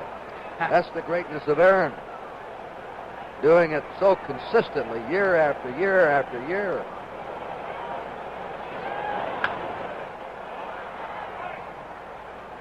One ball, 2 strikes. Something else I didn't know, but Davy Johnson told me before the game, Curt, you're probably aware of it, that they moved the fences back in right center and in left center field to 385. Last year, he said they were 375, and Aaron hit his ball in left center field, so he had another 10 feet to go.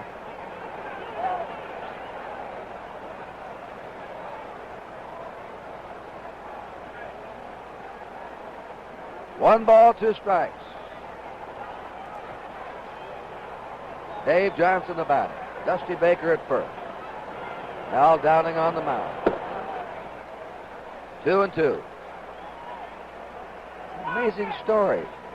First swing of the season, number 714. His first swing in Atlanta, number 715. He's only swung the bat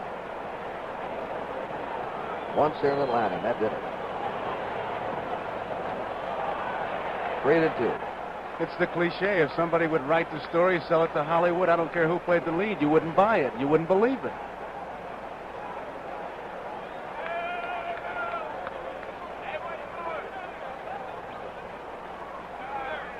Well, Downing had to be caught up in all the emotion and the long delay, of course.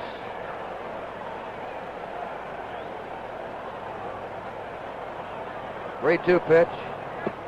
Curve, the runner going. Johnson's on. 2 walks in a row by Al Downing, following Hank Aaron's 715th home run. Here's Walter Alston coming out now. The most secure man in baseball after signing 21 one-year contracts, Walter Alston. He has to be going out there just to settle him down because it has to bother you to have a 9-minute delay. Down in the bullpen for those Dodgers, let's take a look at that number. If I see 73, I've never seen a number that time. And if we could find it on that scorecard, sounds like an offensive guard or tackle. He was pitching batting practice, Tony. I think he's a batting practice pitcher, so he kind of decoyed everybody by warming up like that.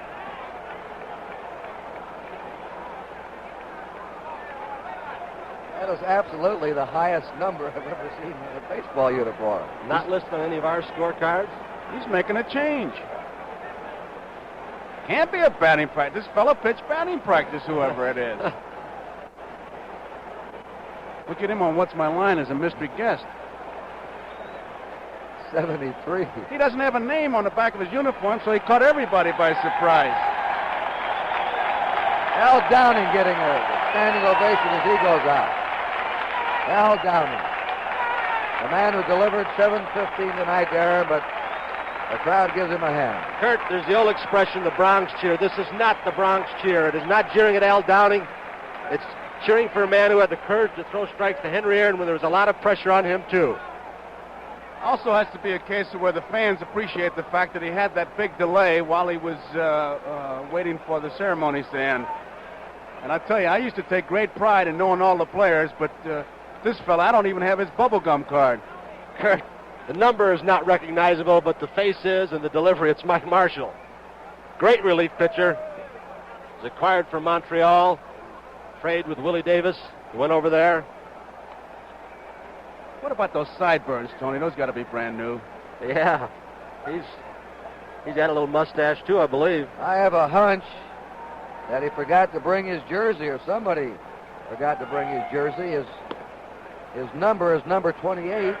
As Joe pointed out, the batting practice pitcher was 73, so Marshall probably had to borrow his jersey.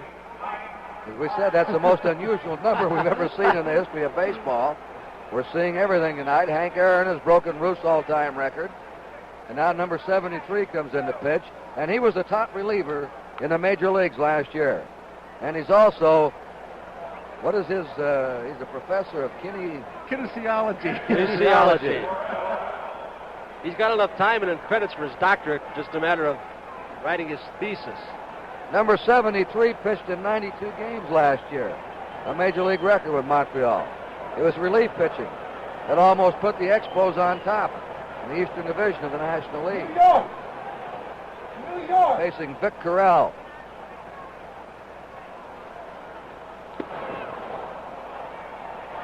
You know what I'm interested in? What did he do to warm up? There was nobody loosening up. He threw about 3 pitches, shook hands with the catcher, and came out.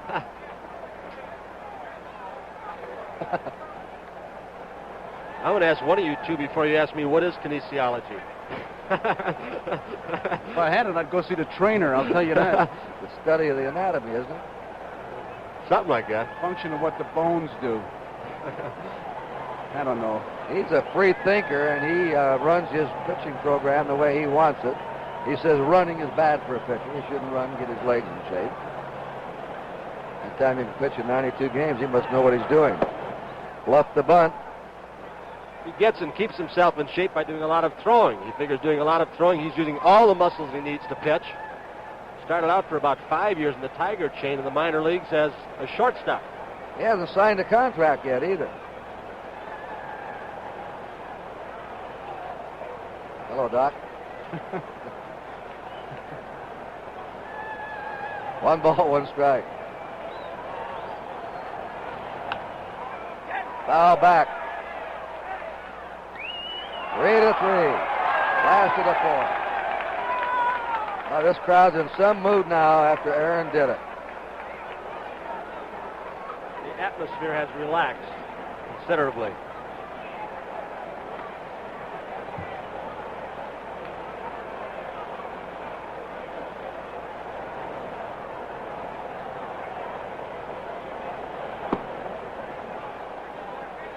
Marshall's pitch 2-2.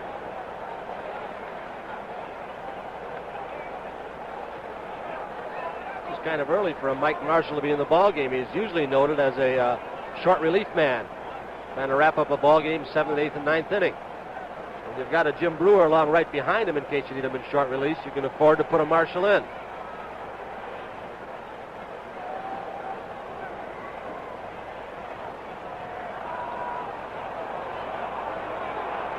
Two and two. Mike Marshall has relieved Al Downing. Now the count's 3-2. Prior to tonight, Al Downing in 9 lifetime starts against the Braves. Had never lost to them. 5 wins and no losses. And had pitched 9 or more innings against them. 7 of the 9 starts. But Aaron's home run shook him up tonight. Shook the nation up. The 3-2 pitch. That's beat foul down the third base line.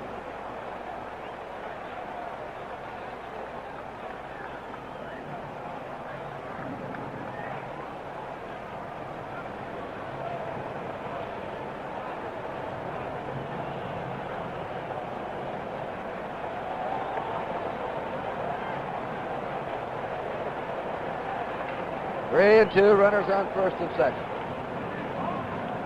Nobody out.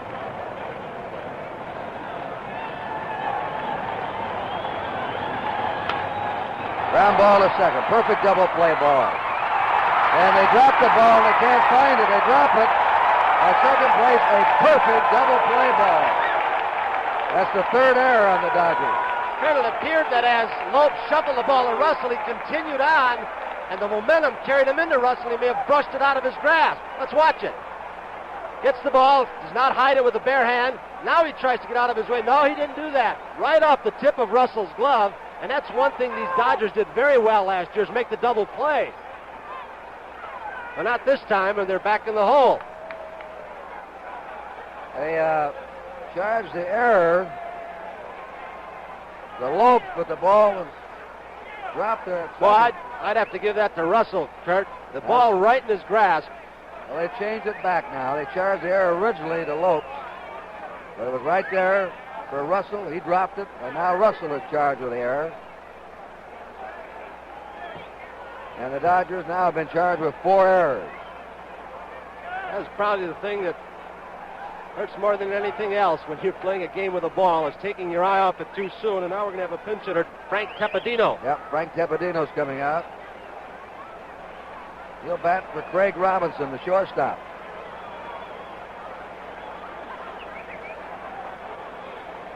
In a wild 4th inning. Of course, after Aaron hit the home run, in a walk, an error, everything sort of gone to pieces. People are still trying to get over that moment. The whole atmosphere has changed. I mean, you get the feeling you missed the bus or something. You know, a guy runs in with shirt number 73. You think he would know Mike Marshall. You keep saying, that can't be Mike Marshall. And it is. And I don't know. It's just the whole thing. Flag map out there in center field for the pregame festivities. Just everything about tonight. Umbrellas on the field. That's right. One big New Year's Eve party. Only one thing Aaron's hoping, to get this inning over and get through the top of the 5th. If they have the lead, or the last of the 5th if it's tied, and this is an official ball game. Good point. because we have a threat of rain here. If the Braves are leading and got the Dodgers out in the top of the fifth, it would be an official ball game, and Aaron's number 715 would be in the books.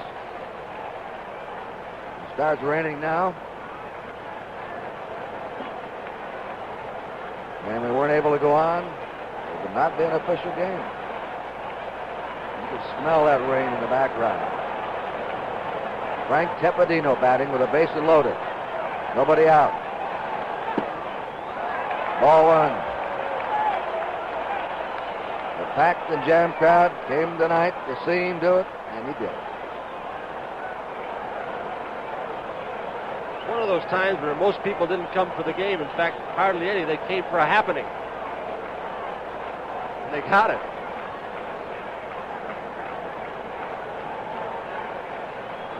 One ball, no strikes.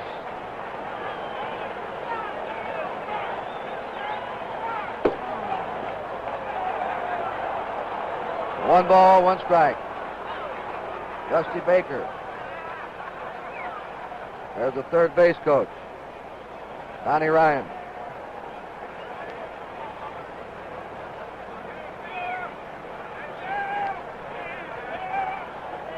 A 1-1 count.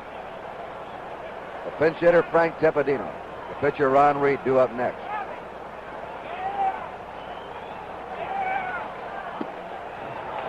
Got 2-1. Marshall has a very good screwball. I haven't seen it yet, or that I could tell it was a screwball. He threw it last year about 50% of the time. Baker's at third, Johnson's at second. Burrell's at first. 2 runs in on Aaron's 2-run homer. Now Marshall gets behind 3-1. Joe Ferguson taking a look at that bench. He may want some help on this call. 3 balls and 1 strike. You know they're turning Tepedino loose because he's up there to whack in some runs. And Marshall's been wild with his out pitch.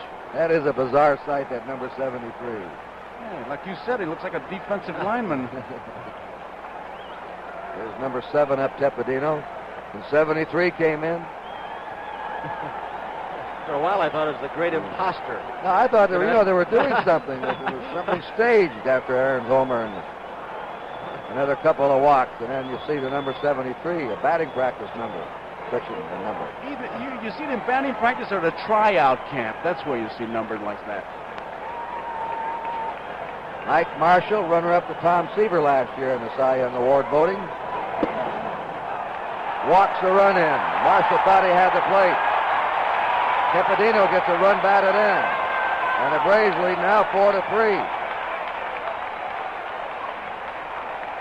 So this means that they're in the lead now. And if they can hold the Dodgers in the top of the fifth, it's an official ball game no matter what the weather does then. With the Braves ahead. And Aaron's historic home run would be in the books.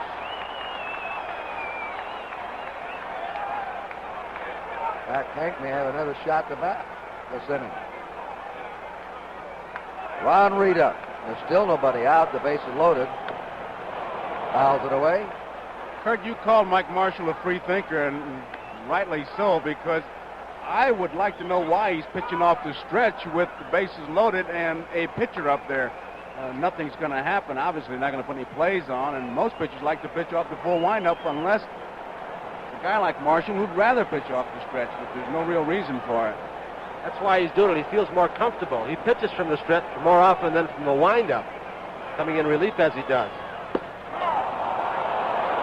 Well, what kind of a pitch was that? That one came up, went backwards, started forwards again, went in reverse, and then came over the plate. Like a slip pitch or a screwball or... You know, there's always a possibility, although 2 strikes now, of Reed trying to drop down a bunch, stay out of a double play and score that run. So he's trying to hold a runner on third base close. Braves have the bases loaded. 2 strikes to Reed. Same pitch again. It's high. Hank Aaron did it tonight. It had just joined us.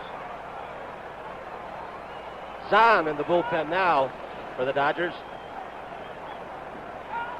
Tony, if he bunts for a squeeze play, he'd pick me off. I'll guarantee you. My shoestrings would break.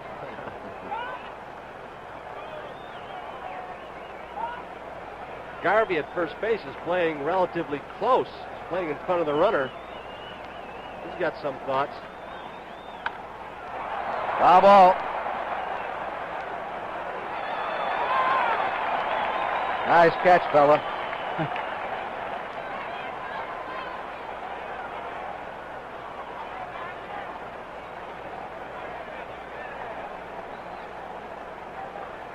Well, we're in the last of the fourth inning. Braves had the bases loaded, nobody out. They have scored 3 runs. There's the drive right out to the shortstop, a little soft liner. Reed is out, 1 down, the bases loaded. Ralph Garr coming up now at the top of the order. Garr has bounced out, reached in an error.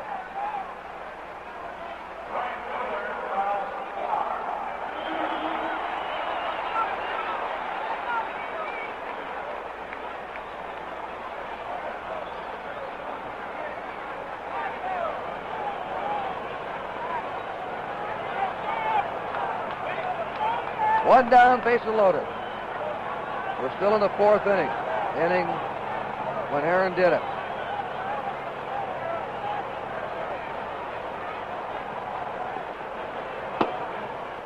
Ball 1. Ralph Garr hates to walk. I mean, he doesn't mind walking to work, but not when he gets there. 22 walks last year, 5 intentional. He comes out of there swinging.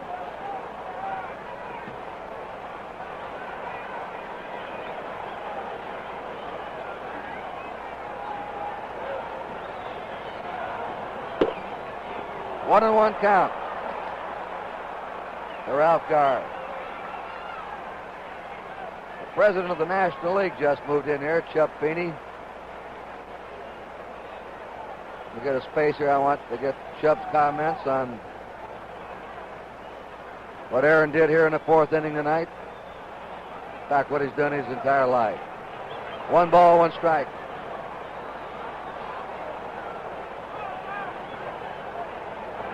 Some moment, wasn't it, Chubb? Great thrill, and I guess you realize now, Curt, that class will tell all the time. That's right. There's a slash in the left field. Grabbed off by Buckner. Here's a tag. And another run comes across. That's Dusty Baker scoring. RBI for Garr and a sacrifice fly. You know, that's right. It seems the squeaking wheels get the grease. The radicals, the people that get out of line, they get the publicity.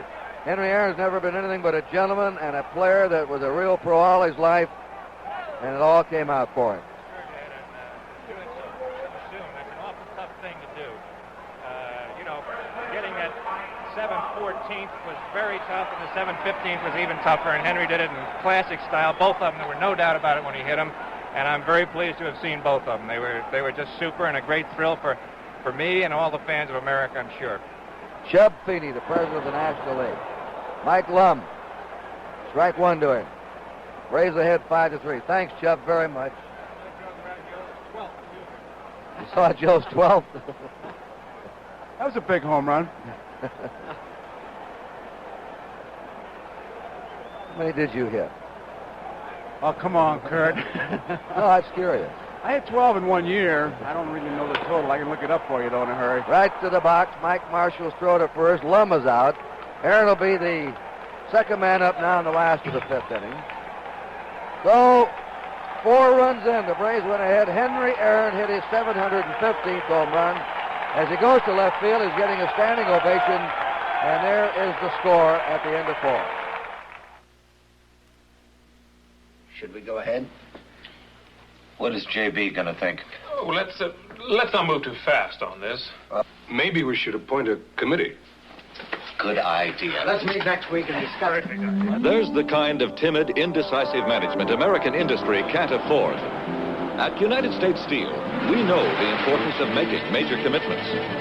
America faces stiff competition from countries whose productivity is rising faster than our own.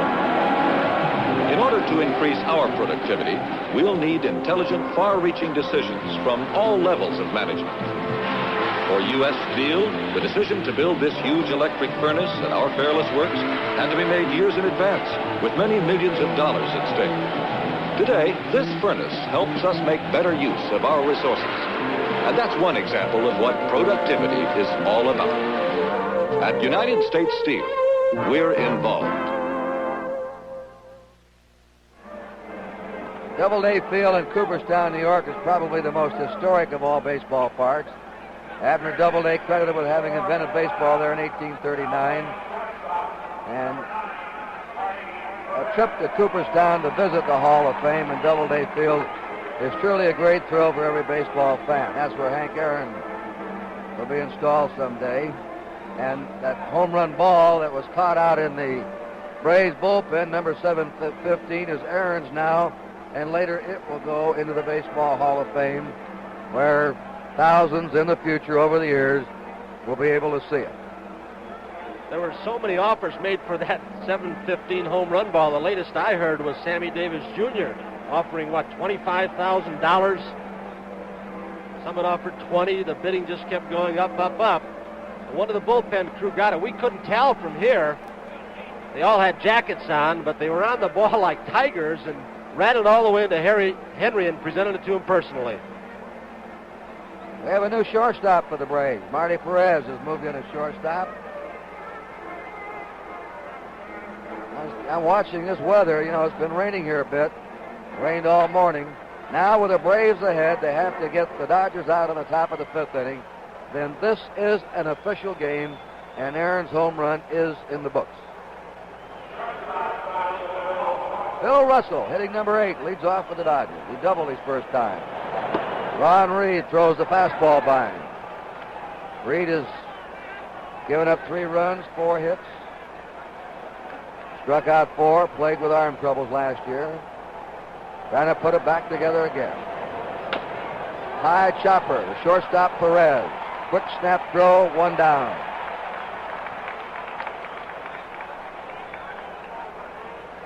Here comes old famous 73, Mike Marshall.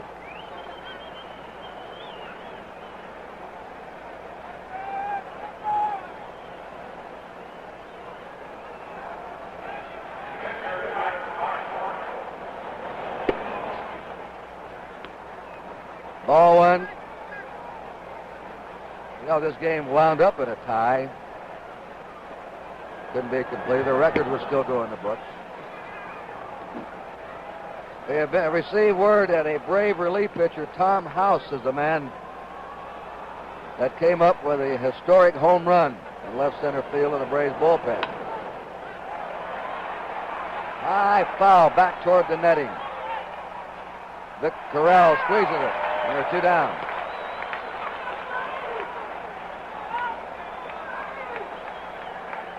A little while later, we're going to show that home run again. Here's another fan out just wanting to pat Hank on the back. You know, Curt, to show you how our ever-alert NBC crew is, we just got a note from Mr. Chet Simmons' children, who are going to tell us what kinesiology is. You want to hear it? The science dealing with the interrelationship of the physiological processes and anatomy of the human body with respect to movement. I had it pretty well. I said anatomy, the study of anatomy, or science of anatomy. Clears it up, doesn't Joe it? said the way the bones and muscles and nerves when they're glued together and all that. That must have been young Jed. He was right on it. You have a way of simplifying it more so than Webster did. Can you imagine that word even being in the clubhouse 10 years ago? 2 balls and a strike. Dave Lopes is up. It's the 5th inning. The Dodgers are trailing 5-3. 1 more out, and this is an official ball game. Ron Reed runs it to 3-1. In the last of the 5th inning, Darrell Evans will lead off, as he did in the 4th, and then Henry Aaron will follow. The 3-1 pitch. A walk delivered to Dave Lopes. He's on first. 2 down. Bill Buckner coming up is grounded out, fouled out. If you joined us late, we're going to rerun the home run, number 715, later in the game. You can see it all back again. How many times do you think that's going to be rerun? The next few days and weeks and months and years. After him, you got 2 righties. Lopes the kind of guy down on first base, even with his club behind by a couple of runs, he'll still try and get in scoring position.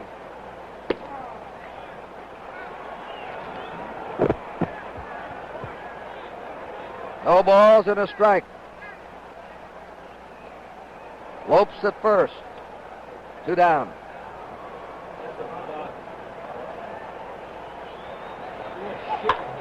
And there's a smash in the right field. That's a base hit. Lopes whirling around to third. The throw comes in to second base.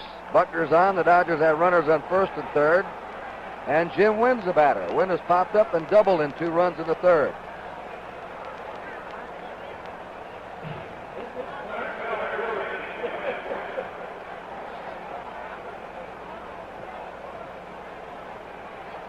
Five to 3, Atlanta.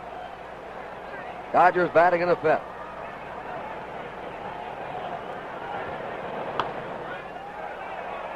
Foul back. You think he didn't have a cut at that, baby? And buttoned his shirt. Watch how far back now. When he starts his swing, he'll go way back with the bat. He tries to get that long as sweep as possible to build up velocity in the bat head as it comes around. Oh, you talk about baseball players.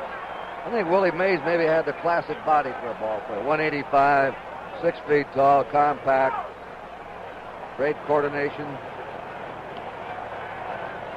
You don't have to be a giant to hit home runs. Just meet the ball. Time it. Wynn doesn't have the kind of a swing you'd advise a youngster to emulate. He'll strike out a lot, that long swing. They've tried to change him, tried to get him to cut down. He hasn't been able to do it.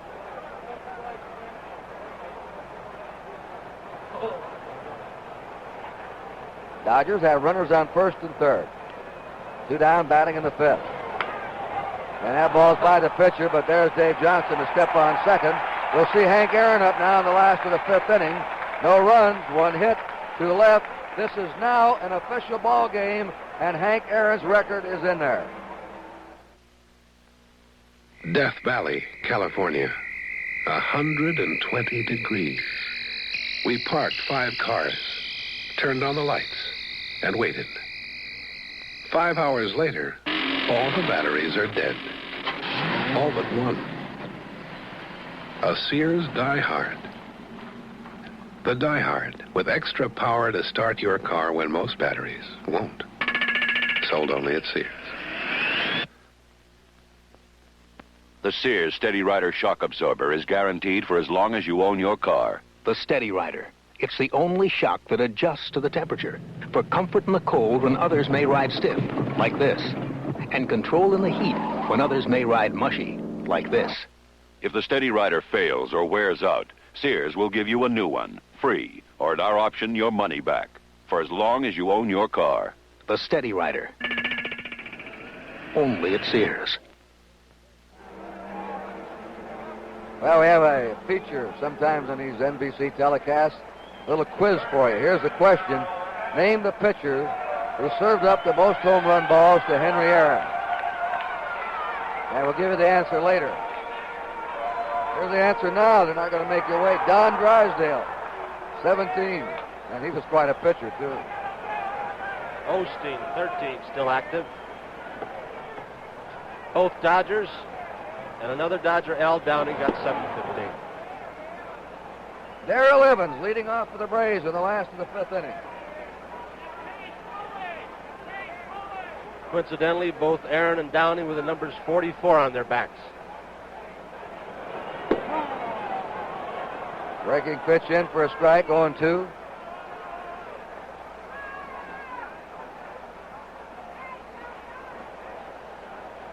Well, the load is lifted from that man.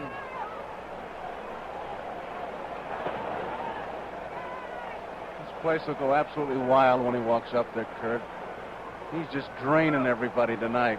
And what a thrill to be a part of it.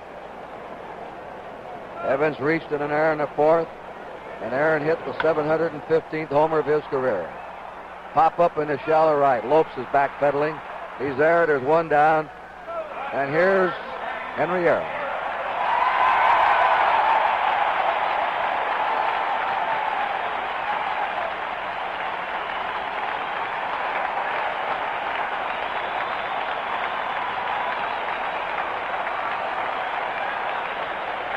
There's his father, Herbert Allen. Bill Bartholomew next to him. Aaron has walked. Didn't get a swing in the second. Ball one to him in the fourth when he hit the home run. He has had one swing in Atlanta. And he did it. One out, nobody on. Strike. Well, every one he hits now will give some youngster some time, somehow. What do you think will be an impossible goal? Sharply to third. Ron Say over to first. Aaron is out, 2 down.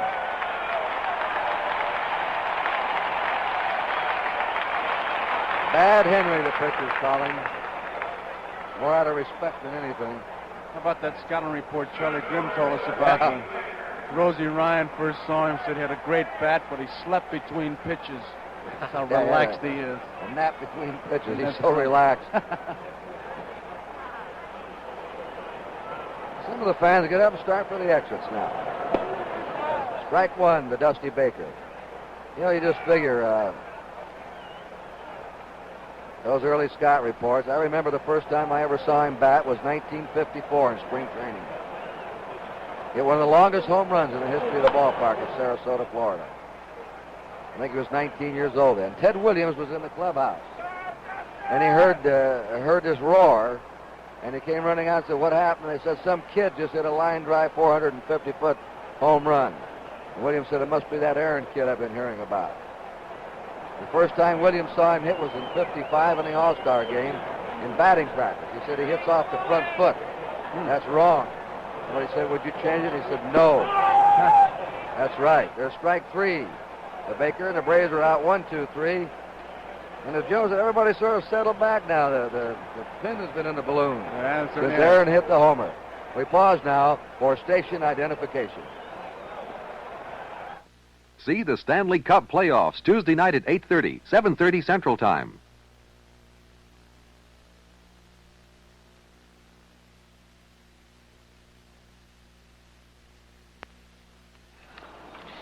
Fertilizing a lawn used to mean hard work, lifting heavy bags and pushing a heavy spreader.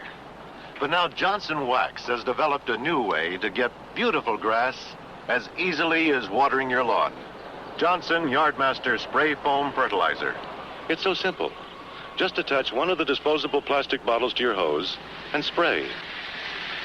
No heavy bags to tote, no expensive spreaders to push. The fertilizer comes out as a light foam, quickly soaking in to nourish the lawn. The foam also helps you avoid striping or burning because you can see what you've covered. And because it's a liquid, it soaks right in as no dry fertilizer can. Look, thick, rich top growth, strong, healthy roots. You get a beautifully green lawn fast. Johnson Yardmaster Spray Foam Fertilizer. New from Johnson Wax. It makes fertilizing as easy as watering your lawn. Come with me, running free. It's the sweet life. The sweet life. Mogan David Concord grape wine is part of it. Deeply refreshing, straight, on the rocks, or mixed with soda. A lush flowing stream, a rich purple dream. Mogan David Concord grape wine, part of the sweet life. Channel 6 News, Monday through Friday, 3 times daily.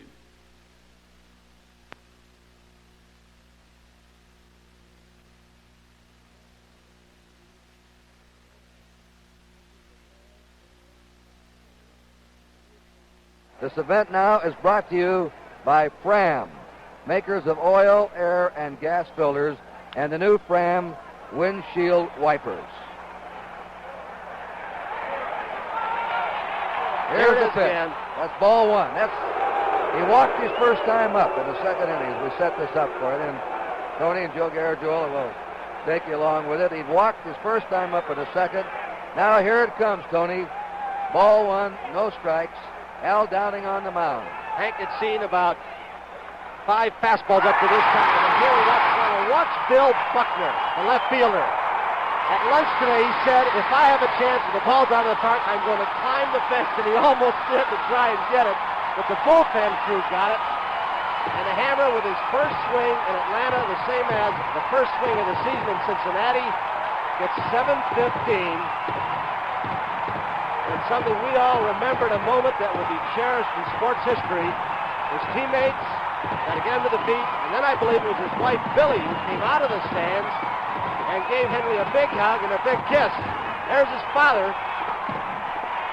There's Mom. What a moment. He is one happy, relieved ball player. He was telling his father's been beating him to death because he decided to reach down in Cincinnati over the dugout and get pounding him on the head when he hit number 714. Joe? Yes, it's a happy moment for him, and I tell you, they delayed the game for some 6 or 7 minutes unofficially up here, and right after that, Al Downing tried to continue, but they had to take him out. But this is the moment. There is his lovely wife sharing this moment with him. What can you say? But I tell you, he really said it all when he said, let's get this thing over with in a hurry. That is, Henry Aaron said that in the pregame ceremony, and he did. He got it done in a hurry. If you didn't see our pregame show, a tribute or a salute to Henry Aaron, after all the ceremony, came to the mic. Thank you very much, all my friends. Thank you, fans of Atlanta.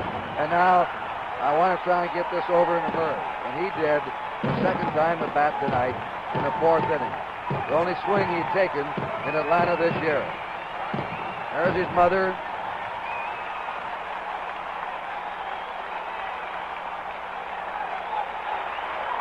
Here it is again. Joe, you take this one. The thing that impressed me, he knows it's gone as soon as he touches it off. Right there, he knows it's gone. And he's going to watch it. He takes about 10 steps, and then he just... I'm anxious to get his reaction. Buckner right here was... He really... Look at him go.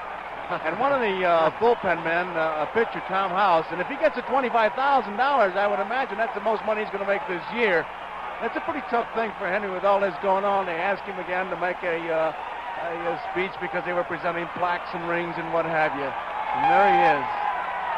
Joe, the man who smiles about as easily as anybody I've ever seen. And he looks relieved, he looks relaxed. How well he's handled it, Tony. Curt, all of us, we've been talking about it. He's handled it so well. I've never seen anybody. He's a great man placed in a great situation, and he handled it great. There's the ball. He's got it back already, and they're sure of that. He has a perfect disposition for a major league ball player. What happened today is over. It's a new day tomorrow. He's unflappable. He has a perfect disposition, and that's why he's done it, along with a body and the God-given talent.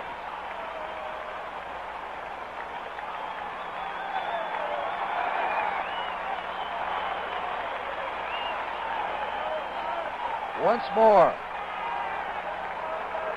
It was a fastball about bell high.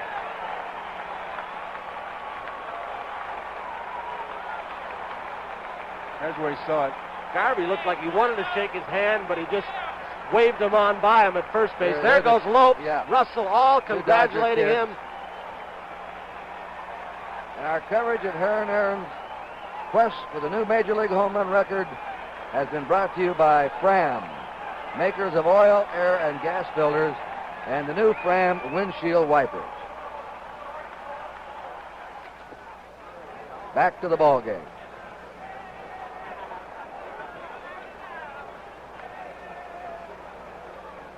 Well, let's see. We've got a count of 2-2. We have 2 down. And the Dodgers have come up with a run while we've been away. There's a bounding ball to Johnson to retire the side. So at the end of 5.5 innings, we'll show you the highlights later on tape.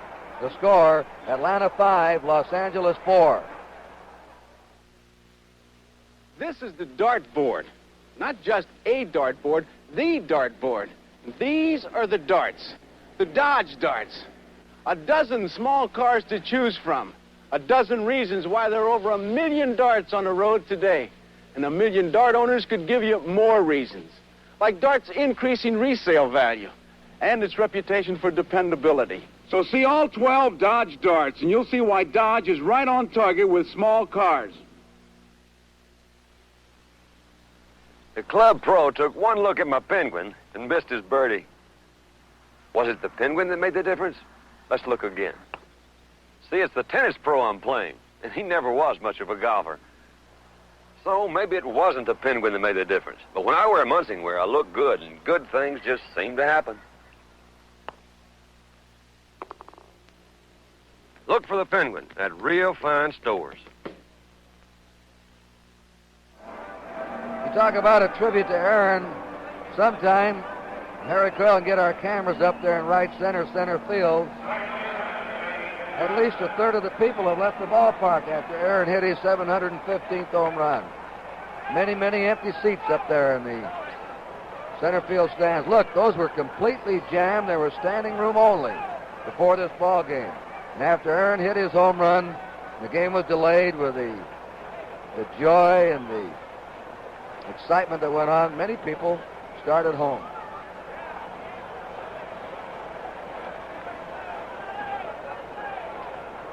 Last of the sixth inning. Davy Johnson up for the Atlanta Braves. Mike Marshall pitching relief. It's fouled back. Now to recap, while we wanted to rerun Aaron's historic homer for those that didn't have a chance to see it, and those who might have wanted to see it again. In the top of the sixth inning, Ferguson grounded out. Crawford single, went to second on a wild pitch, scored on Ron Say's single. Garvey hit into a force out. Russell bounced to the second baseman. The Dodgers had a run on 2 hits, and the score is 5-4 Atlanta. We're in the last of the sixth inning. Davy Johnson is flied out, walked twice. Ball hit off the body of Ron Say in the left field. That'll be a base hit. Say made quite a dive for it, so Johnson is on, leading off the last of the sixth inning.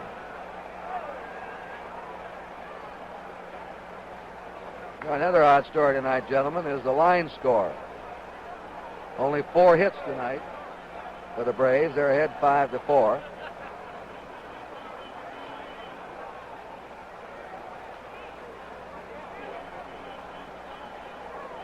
Three hits.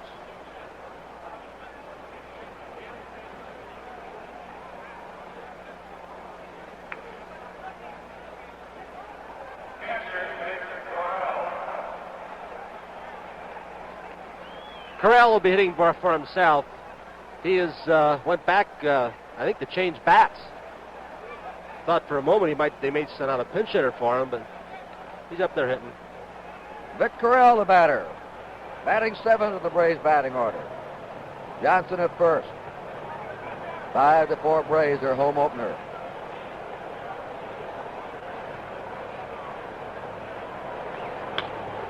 Right to the third baseman. Bobbles may still get it. 1, that's all.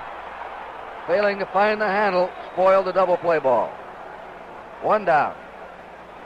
Johnson forced at second. Ball took a little bit of a funny hop, bounced up. He was fortunate to get the force out.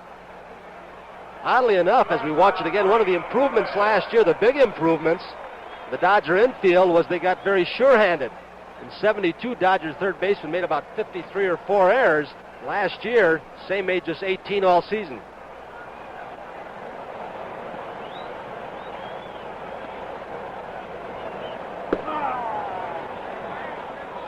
Oh, strike.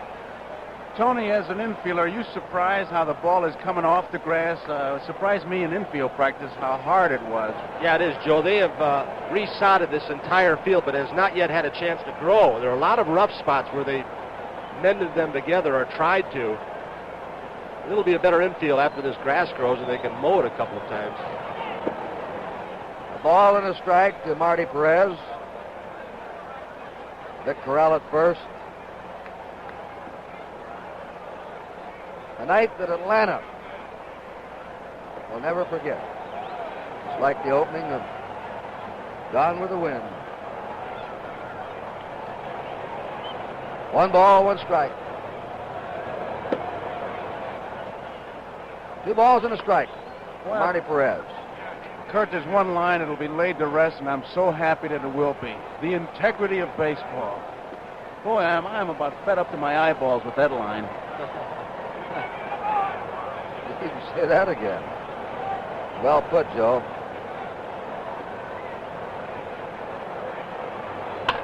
There's a line shot to right field. Rounding second, on his way to third is Terrell. Perez holds at first. You know, I think the only sad thing about all this is people stopped me in the lobby today and on the streets, and they know they must have you two and said, you think Hank was really trying to miss those pitches on purpose? You know, it's sad, because, you know, he never would do anything like that. Reed has been called back now, Curt, and Johnny Otu's come down from the bullpen. I was telling you about the experience I had, mentioning that about people questioning Hank's motives on Sunday in Cincinnati, where a young boy after a ball game with a bat had tears in his eyes. Looks like Buzz Capra warming up for the Braves, but the young boy had tears in his eyes, and he said, I thought Henry was trying to miss the ball today. I said, son, don't you believe it. He's gone too far, spent his entire lifetime, his adult lifetime, trying to break it, and he couldn't try any harder than he has every day of his baseball career. Going to have that pinch hitter, Curt. Johnny Oates is going to be the hitter. There for the Dodgers is Huff, Charlie Huff, the knuckleballer.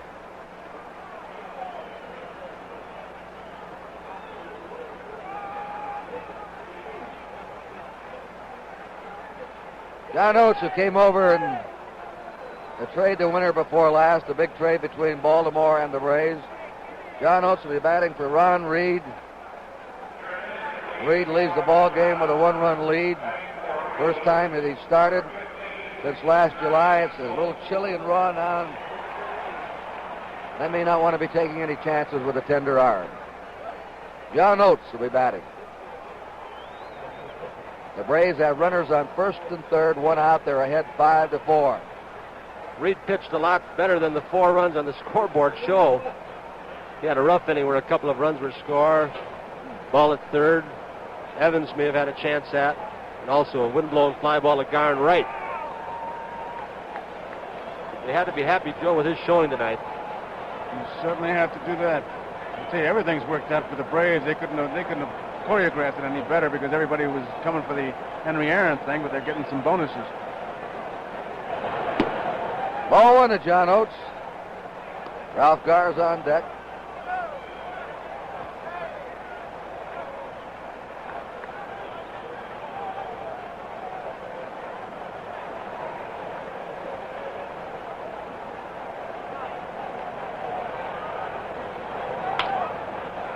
Ground ball to short.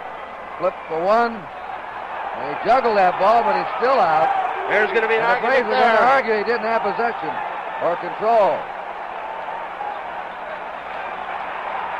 Now, wait a minute. He has changed his mind. I think that second base umpire, Ed Sudol, could not see the juggle because he was coming in from center field and Lopes' back was to him. But then he got a call from Lee Wire. Let's watch it. The third base umpire saying, yes, he did not have complete possession. And Sudol reversed his decision. See, he can't see it. Lopes' back is to him.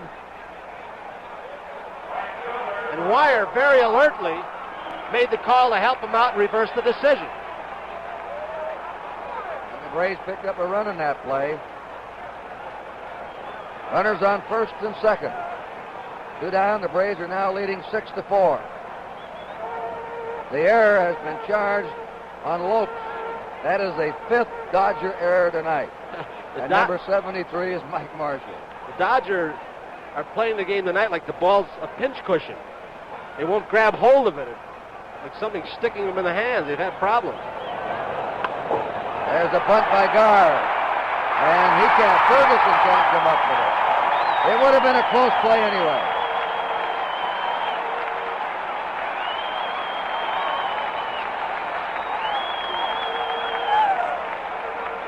There it is again. He comes out. He tries to grab it with a bare hand. And, Joe, maybe you can help out in this. He should really have his glove down alongside it to kind of force it into his bare hand, shouldn't he? No question about it. I tell you, most of the errors been made tonight. If the Little Leaguers are watching, just forget it. Because this has really been a Little League clinic in a slump.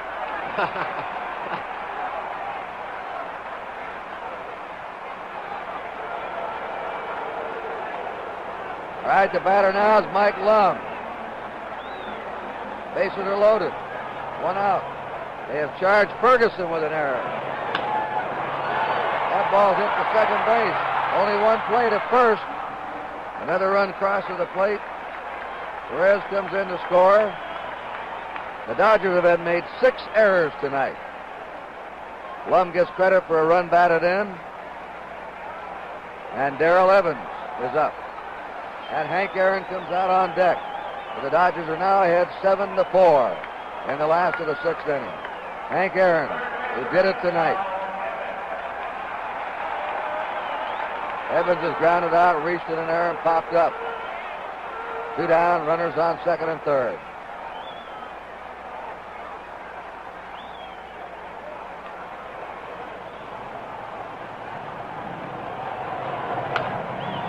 High foul, twisting down the left field line.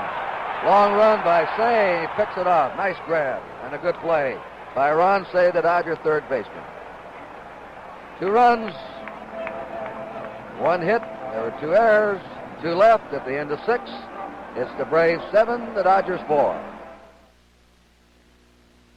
If your color TV is over 3 years old, chances are it's using enough energy to light all these 75-watt light bulbs. But today, even the biggest Zenith color sets with unique power Sentry use less than the energy needed to light just 2. You get the finest picture Zenith has ever brought you, and you save money, too. It won't pay for your new Zenith, but it will help. Zenith Solid State Chromacolor 2. At Zenith, the quality goes in before the name goes on. The Pabst Promise. We challenge you to taste and compare Pabst Blue Ribbon with any other beer. You'll never go back to the beer you've been drinking.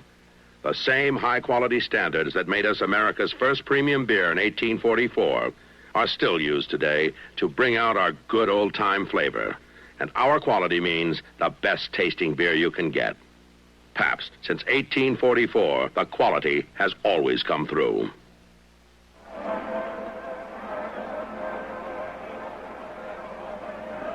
Next weekend, a special feature from NBC Sports, the L.A. Pro Track Classic, including a track to field women's most important contenders, Bob Seagren, Steve Smith, the pole vaulters, Jim Ryan, Kip Keino in the mile, Dave Waddle in the half mile, Rod Milburn, the world record holder in the hurdling.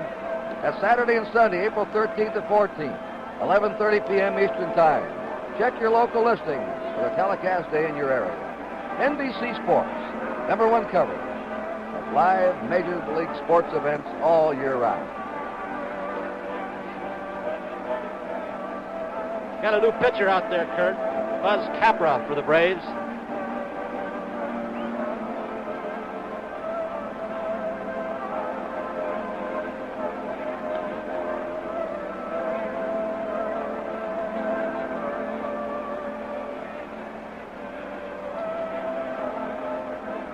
And Von Joshua is going to bat for Mike Marshall. He's one of the Dodgers that's unhappy because he's not playing every day. They're loaded with talent. They have about 2 players for every position. Situation where a manager just can't keep everybody happy. He said he wants to be traded unless he's made into a regular. Sort of a happy problem for Austin. It's a problem, but it's a happy one. It's one of those real healthy ones. He's got the same problem with his catcher, Yeager and Ferguson. It makes for great competition for a job, and you got to keep hustling. Joshua raking at that first pitch, fouls the bat. Our score is 7-4. We're in the 7th inning.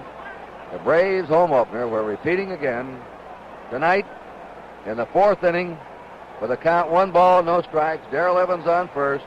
Henry Aaron hit his 715th home run, going by Babe Ruth on the all-time list.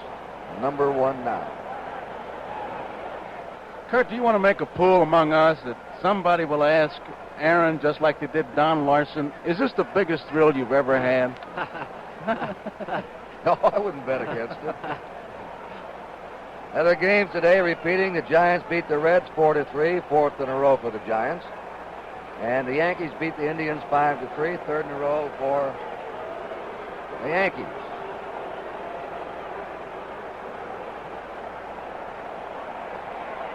It's chilly now.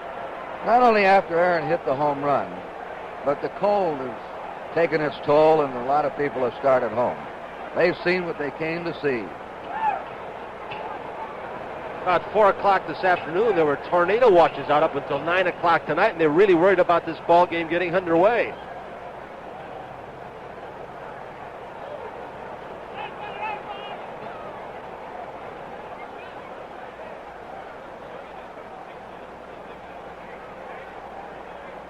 They're having some problems down the right field line. Spectator was intercepted by one of the park police, and he left the gate open. And meanwhile, Buzz Capper warms up with the second baseman. Now back at the ranch, here we are. No balls, 1 strike to Von Joshua. 7th inning. 0-2. Buzz Capra.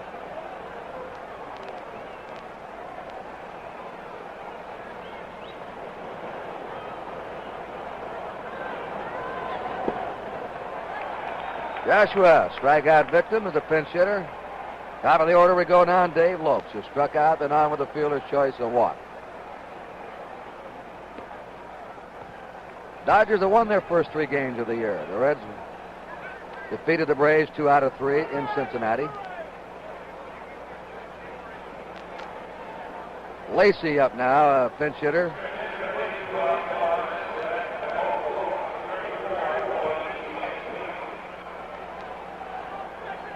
Lacey batting for Lopes at the top of the order. 1 ball, no strike.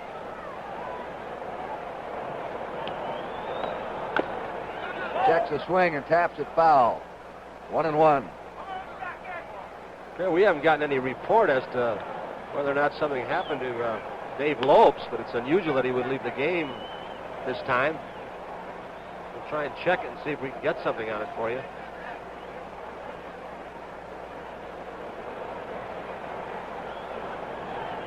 One ball, 1 strike.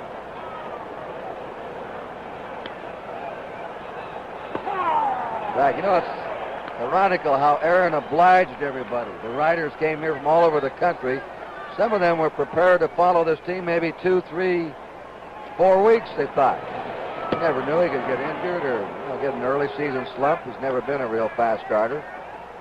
But Aaron did it on opening day and right back again here in the home opener. Now the writers and broadcasters with their tape recorders and their typewriters will disperse back all over America.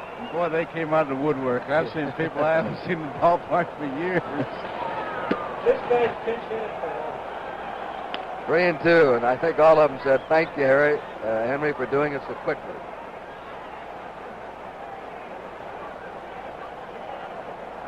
One out, nobody on. 3-2.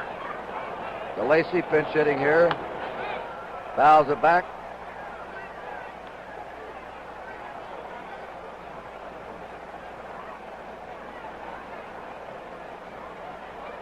Lee Lacey's an excellent fielding second baseman, too.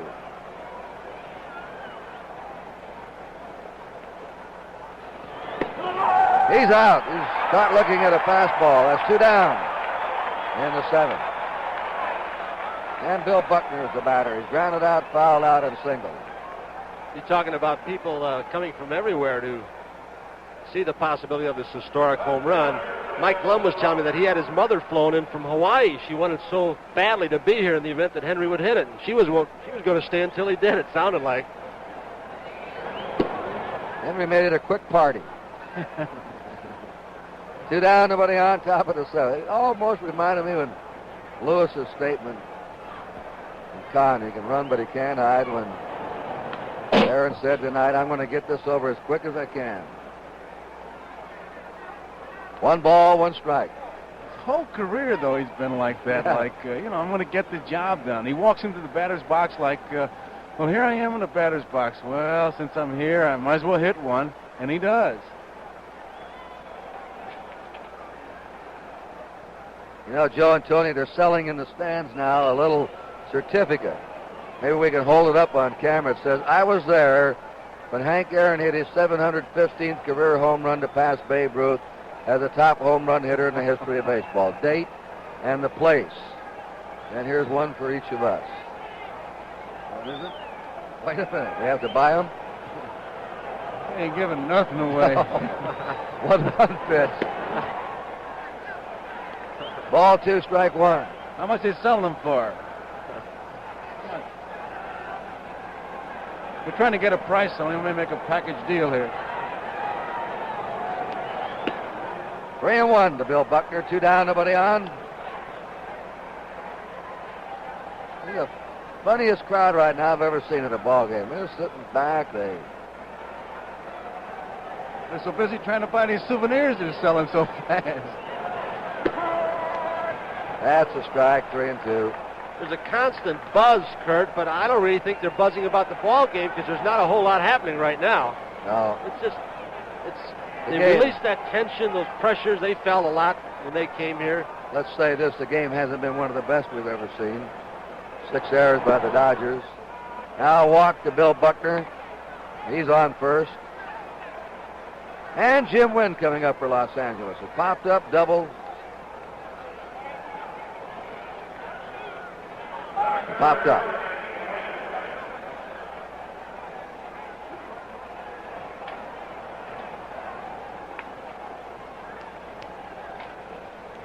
Henry Aaron is due to lead off the 7th. They might take him out of the game after that. But a defensive left fielder out in the 8th inning. So we may see him for the last time. He leads off in the last half of the 7th inning. We're in the top of the 7th. And he came here to do what he wanted to do tonight. The 1-0 pitch. 1 ball, 1 strike. Joe Garagiola is our celebrity guest tonight. You'll be with us some more times at Monday nights. You'll be hearing him on Saturday afternoons, along with Tony on the Major League games, the All-Star games. You'll be with us, playoffs and the World Series. Joe, incidentally, congratulations to you on that Peabody Award for your production of the baseball world of Joe Garagiola. It was the finest. You know, what we call the pregame shows or the postgame shows. All last year, I thought it was the finest pregame show I've ever seen produced in all of sport. You richly deserve that Peabody Award. A lot of people involved. Thank you, Curt, and I know I do want to mention Don Ellis, especially the producer, because it was great. I did too. Well, that's it. We're coming up to the home half the 7th with the score Atlanta 7, Los Angeles 4. You know, for years I was loyal to the same injector blades. Then came the revolution. Gillette invented twin injector blades. I couldn't believe they fit my injector razor. What? They fit? Hello, what a shave. Close, safe, because Gillette kissed me twin blades where I only had one before. And nobody knows twin blade shaving like Gillette. Get Gillette Track 2 twin injector blades and viva la revolution. Foamy, foamy, foamy, foamy, how we love you, how we love you. Good, thick, rich. Foamy, it's thick and rich as frosting on cake. It shaves you close, smooth, shaves you close and smooth and even foamy. You're the greatest shave I ever. Good, thick, rich. Foamy, as soft a shave as you'll ever get. Comes with Foamy by Gillette.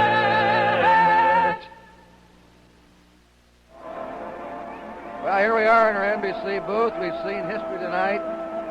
We've seen Henry Aaron hit number 15. This is Joe on my left, Tony on my right. I think we've got some pictures here of some outstanding balance by an athlete. Joe Garagiola catching with the Cardinals. What balance. You really had it, you know it? I had it. I had to get used to those guys come. Look at there. Yeah. Nureyev, he's not. I was an official greeter. Look at that's a topper. Now that really is... That's real balance. I mean, anybody can pull a river in there at that angle. That really takes balance. You guys are terrible. That's You know the thing about it, we didn't have to search real hard to come up with those pictures. We had about 50 just like that. It's just a matter of which 4 we wanted to take. I mean, they were begging us to take them, you know. Curt, I wasn't a catcher. I was a maitre d' in a revolving door with those teams I played with. Okay. They had to close that last inning. And with Henry coming up right now, you won that Peabody yourself a couple of years ago. Only 3 have ever been given in sports, so I'm in pretty good company right here. You think you guys can swing one for me this year? Yeah, we'll get you one. I'm not telling you what we're going to get you one. All right, here he is. Baseball's all-time home run hitter. 7:15 tonight, 7:14 last Thursday. Another standing ovation for him.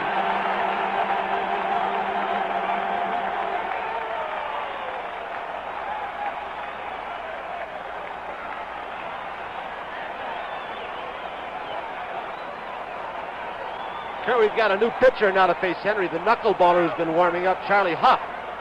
All right, Hank Aaron has walked, scored a run. He broke the National League record when he did that, the most runs scored.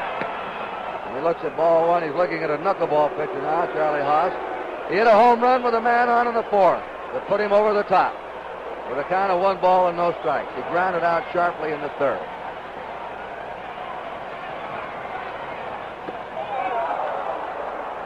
One ball, 1 strike. Lee Lacey's gone to second. After Aaron hit that 7/15th, everything seemed to go downhill. He's the man now. Swinging at the knuckleball high. 1 ball, 2 strikes.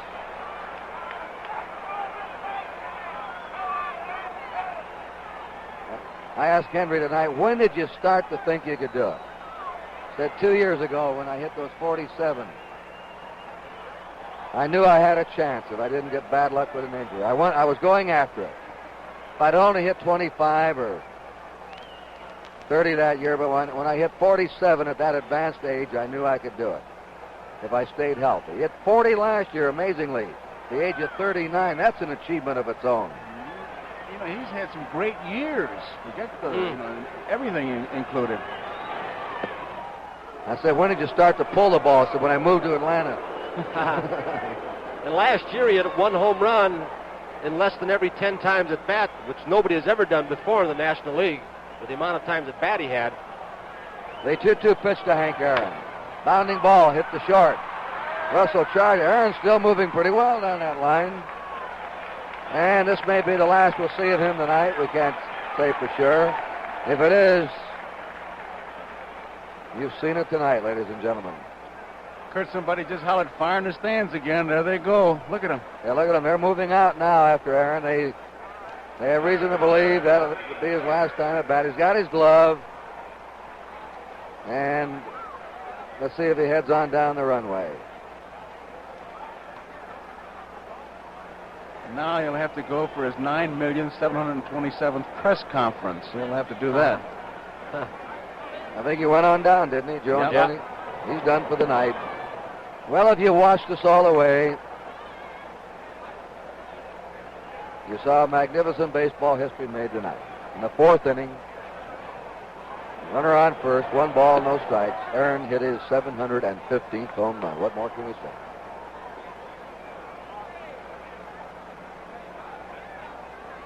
Now, there'll be more to come during the year, and I think he'll stand by it. I think Tony and Joe, he'll quit at the end of this year. I think he should. He said it isn't baseball that he wants away from. It's the traveling. He wants to be with his 2 young boys growing up. He wants to get away from the traveling. He wants to settle down with his new bride and his youngsters. I wonder, Curt, how big a factor the 3,000 hits will be in his life, because he wants to get that, doesn't he? Oh, he got that. I mean, the total bases. The total bases with Musial. I think a Musial might get 3,000 hits. Huh? I think he's got that one, too. Which one is he going after? He's going after 1. RBIs is the RBIs. one. I knew there was 1. He needs, I think, 71 more now to break Root's all-time RBI record. He's rewritten slugging statistics. Most of them. Runner going. Fly ball into left center. Jim Wynn puts it away. Baker goes back to first. He leads in slugging percentage. He leads in total bases. He's collected 3,000 hits. He now leads in home runs. He needs 71 more runs batted in, and he holds that record. There are 12 major batting records. He has a chance to wind up with 6 of them. Plus, he has a chance to wind up as a player who's played the most games. That's quite a recitation. That's his greatness. That is really something. And he's proud of those other records. He said some of them he's even prouder of than the home run record. He said baseball isn't just hitting home runs. It's driving in runs. It's moving runners around. It's getting base hits. It's keeping rallies going. Curt and Joe, the Babe still does lead in career slugging percentage. Career slugging. And it's no secret. Henry's had more times at bat than the Babe admitted did. himself, The over conditions 2,000. are different. And I think what you've got to put in perspective is the Babe may have hit 1,000 home runs if he'd have played in this era. But Henry may have hit 1,000 home runs if he played in Ruth era. We'll never know. There are too many variables, too many different factors. The game has changed on the field. A lot more relief pitching, travel, night baseball, bigger gloves, go on and on and on. But you've got to give the man his due, and you've got to give the Babe his due, too. Well, you know, hey, he saved it in the early 20s. That's right. He brought it back from the Black Sox scandal. Babe Ruth. He changed the dimensions of the parks, the way the game was played. He still has one of the greatest lines in sports. And they said, you make more money than the President of the United States. And he said, after the year he had, I should. Two completely different swings. You see some film of the Babe. The lifestyle. That buggy whip type of swing. Hit the long, towering home runs. Henry with the line drives. Corral hits a line shot to right. What a grab that is out there by Willie Crawford. That retires the side in the 7th. No runs, no hits, no errors, one left. We're going to the 8th inning, and we pause now for station identification. Officers Reed and Malloy pursue a purse snatcher and a car thief on Adam 12 Tuesday night.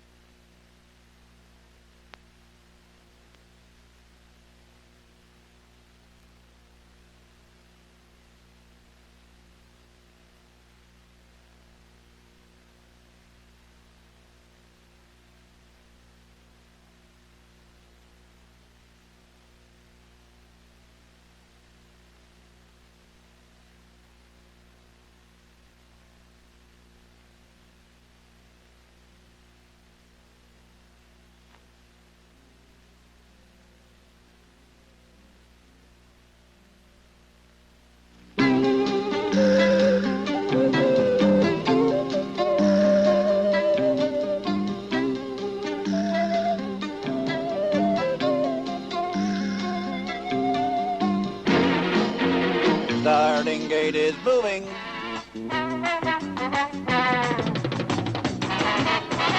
Saratoga, you want to go back and have a wonderful time.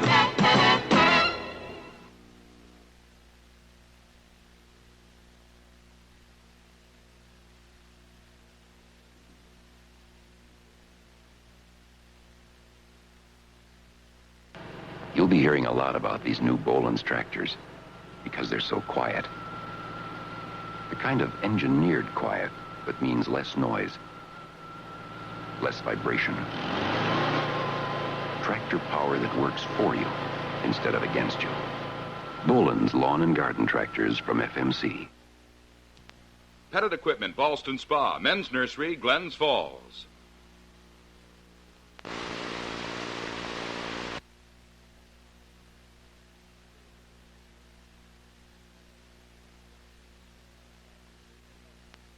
Greatest baseball player in all time.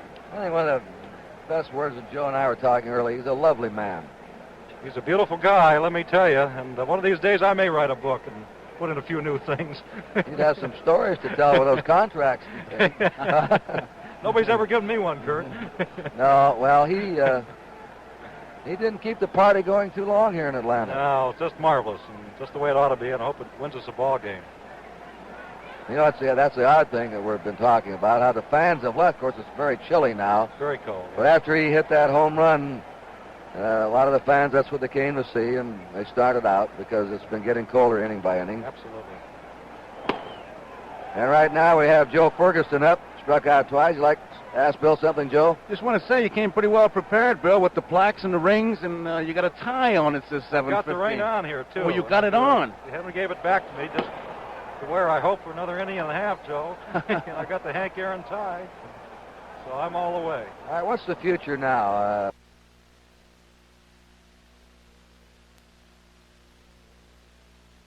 go at him, swing the bat.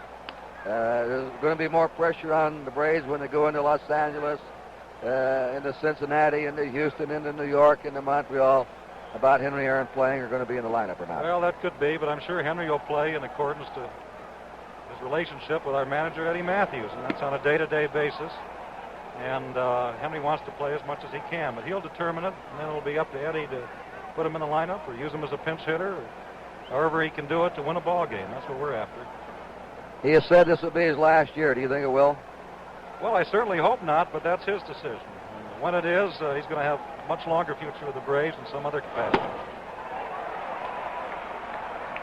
As a matter of fact, I think he'd be a pretty good president and chairman of the board, the way I feel now. In other words, what you're saying to us, when Henry Aaron is through as a player, he will have a job in the future here with Atlanta. Well, Henry has many interests, as you know, Curt, but he always has a position with the Braves, and it's up to him to determine whether that position is on the field or in the front office in accordance with his own life plan. Mm-hmm. Joe? Bill, have you had any contact with the commissioner since the last thing we read?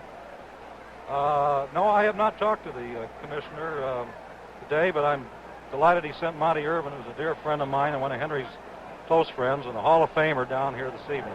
I'm very appreciative of that. Willie Crawford's a batter, 1-1. We're in the 8th inning. The score 7-4 Atlanta. It's important. It's important in the standings. It counts. But Aaron was a story tonight. That's what we're still talking about. To join us late when he hit the home run.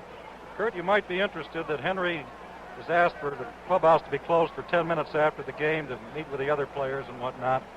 And he and Eddie are going to do that. And then, of course, he becomes a very public man again. Right. Well, I think that's very fitting. I do, too.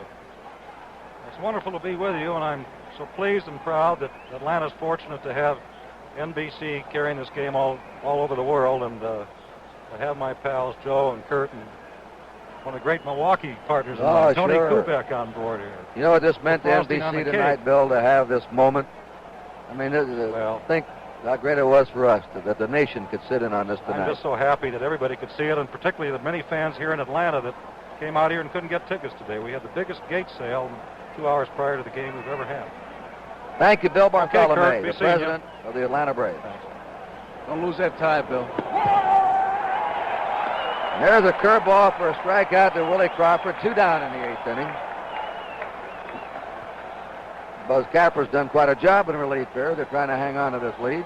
Yeah, we've had some changes in that Braves lineup, but we're still all thinking about this Aaron thing. Garra's gone to left field. Baker's moved to right. Roland Office has gone to center. Leo Foster's come into second base. But we keep thinking and talking about Henry Aaron. Well, Mr. Bartholomew came in the booth there, and we wanted to talk to him. He's the man's boss, and he's come out and said that Aaron has a job here as long as he wants to with the Atlanta Braves when he's through playing. He hopes he doesn't quit, but that'll be his decision. 2 down, nobody on. Ron Sayers bounced out, flat out, and single. Braves leading the Dodgers 7-4 in the top of the 8th. Foster's at second. Gar's in left. Aaron left the game after leading off in the last of the 7th. Bounding ball to third. And the throw by Evans, and the side is out in the 8th inning. 3 up, 3 down. The Braves will be coming up now in the last of the 8th, with the Braves leading the Dodgers 7-4. Another rough shave, huh, Sheriff? I'm not a complainer. Oh, no, you're not, Sheriff. Just that everyone can tell when you've had a rough shave. You get that awful grim look. Yep. You need Aqua Velva, Sheriff. Aqua Velva does a lot more than just smell nice. It's got a skin conditioner in it. It cools, refreshes, and smooths your face, Sheriff. You won't get that grim look no more. Aqua Velva does a lot more than just smell nice. That is a fact. I've already shown you how Dodge stretches their conventional pickup to give you the club cab with 34 cubic feet of extra space behind the seat. But if you don't need all that extra room, remember, Dodge's conventional pickup is still quite a buy. You can choose from a whole range of engines, starting with a 225 slant 6. So see your Dodge dealer where you get your pick of the pickups. Dodge trucks, depend on it. All right, next Saturday will be at Fenway Park, Boston, our NBC Saturday game of the week, for the game between the Tigers and the Red Sox. The backup game will be Kansas City at Minnesota.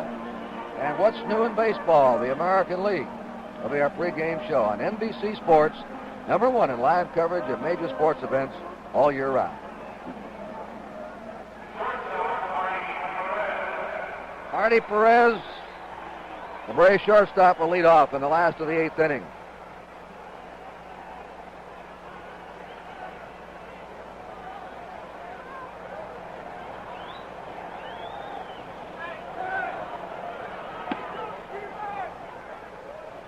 Knuckleball pitcher Charlie Huff delivers ball 1 to Marty Perez. Single to right his first time. Hit to the box. 1 down in the last of the 8th inning. I don't know about you guys, but since the Aaron home run, Henry's gone back to the clubhouse, I'm having difficulty concentrating on the game and who's playing where and what and why and what for. Oh, just like you deflated, as I said, a giant balloon. Yeah. Well, we were all built up to it. 1 out, nobody on. Braves ahead by 3 in the last of the 8th. Ball 1.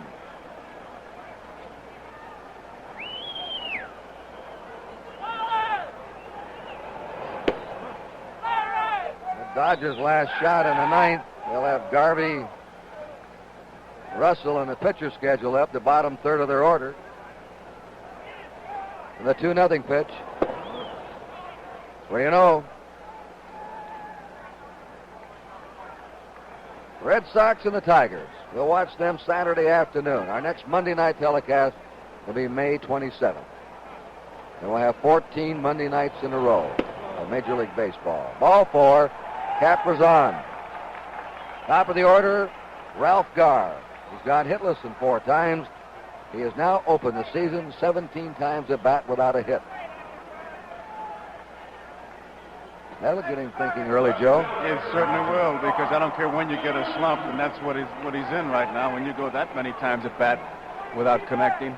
And a guy like him, it's very difficult to believe because he can beat out a lot of base hits. You know, he's got great speed. He had a bad start last year. It was in the 220s, I think, in June sometime, and finished almost 300, 299. That rips off the catcher's mitt down to second. Goes Capra. See, they call that a pass ball. Here's an old catcher, Joe Garagiola. What would you call that? I'd call it a pass ball, but it's always one of those unfair pass balls. They did call it a pass ball because I don't know of a knuckleballer that I caught that knew where it was going. He doesn't know where it's going. How does he know or expect me to know where it's going? And you just have to wait till the last minute. I'd rather catch 27 spitballs to 1 knuckleball. Like, speaking of that spitball, what do you think about the new rule this year in the umpire judgment? I see they went out and with Gaylord Perry the other day. Well, if they back the umpires, I think it's great, but I just hope that they don't go in for some showboating, that's all. 2 balls, 1 strike. I remember one time when Wilhelm was younger and pitching in Baltimore. Gus Trianis was the catcher. I went into the Baltimore locker room after the game, and Trianis was actually black and blue all over his arms, his legs, his body, from being hit by those knuckleballs. You don't know where it's breaking, and if it's up high, you screen yourself with it. It's like Bob Euchre says, the best way to catch it is to run back to the screen and get it before it stops rolling. It's a terrible pitch. And pitchers throw it, and they got that funny look on their face and say, good luck. There it is. Yeah. It sails, it drops, it swerves, it flutters. I tell you, it's enough to make you put the glove down and go look for a union card and go to plumbing. There's the only guy, Freddie Fitzsimmons, I remember when I was with the Giants, could tell you it was going to break down, but most of them, they just throw it. Dutch Leonard could throw 2 or 3 different kinds of knuckleballs, but when they get in a jam, here it comes. The 2-2 pitch here to Ralph Garr. And Garr has struck out. I remember the Senators at one time, a long time ago, had 5 knuckleballers on their staff. Rick Farrell was the catcher. We haven't mentioned, I don't think, or I haven't heard, probably the best of all, Hoyt Wilhelm. I was talking about him earlier. Yeah. That's how much I'm concentrating. You got the plug stuck in your ear now. Wilhelm could make his go down in a double play situation. 2 down, nobody on. Mike Lum's the batter. Last of the 8th inning, the Braves ahead of the Dodgers 7-4. But the story came in the 4th inning tonight when Hank Aaron hit his 715th home run. Right out there. To the right of that teepee. Way right. It was caught by Tom House, member of the Braves bullpen delegation. It's way to the right. I think it was just to the right of that. Right about where he hit it, just to the left of that 385 sign. They moved the fences back this year, 10 feet. You know, when that ball left the bat, gentlemen, I thought it was going to carry into the stands. But there was a very strong wind here tonight, blowing from third to first. I think the wind held the ball up. It might have been back into the stands over the outer wall. Cleared the first fence. But the wind blowing out, he would have hit it up in the bleachers.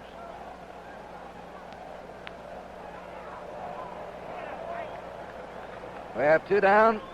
Buzz Capra's at second. And a foul ball back. You know, talking about knuckleballs and wind, this is the kind of wind that helps that knuckleball pitcher. He's the only guy who likes to see it blow out so he can get that resistance. Yeah, they love to throw into that wind, even a crosswind. Yeah, especially. They do not like the wind at their back. Mm-mm. Actually, the knuckleball creates a vacuum, doesn't it? Yeah, and a catcher's head. 1-2 pitch. Hit down to third. Say looks his runner back, throws. He has him.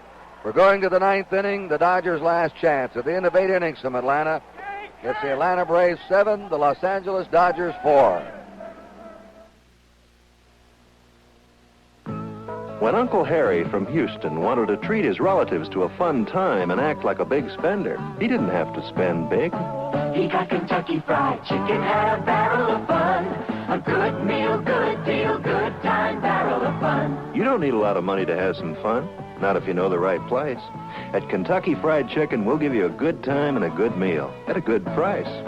Have a good meal, good deal, good time, barrel of fun. No matter what you drive, you're looking for more miles per gallon.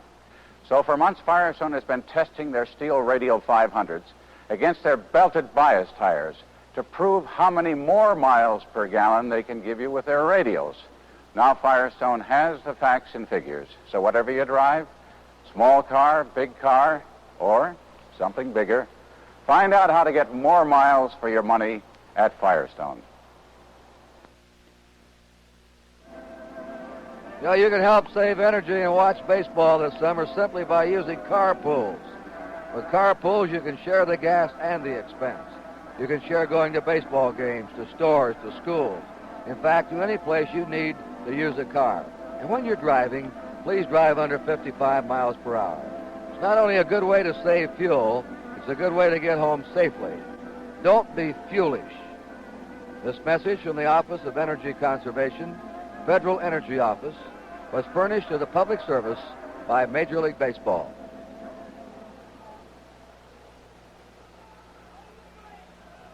The last chance for the Dodgers. Steve Garvey will lead it off. Garvey is singled, popped up, hit into a force play. Buzz Capra's wiping up here, hopefully for the hometown Brave fans. There are not many left in this ballpark. It's become very chilly. It started empty after Aaron hit his home run. The Dodgers last year won 15 games, lost 2, tied 1 against Atlanta. That was the most wins of any team in the majors against any other club. 1-1 count to Garvey.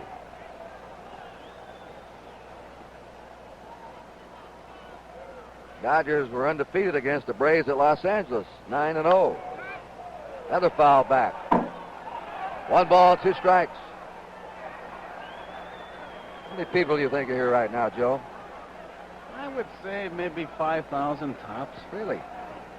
What do you think? I was going to estimate 5,000 to 7,000. Out of 53,000 who came for the first pitch. Struck him out on a high breaking delivery. One down in the ninth. Bill Russell, the Dodger shortstop, up.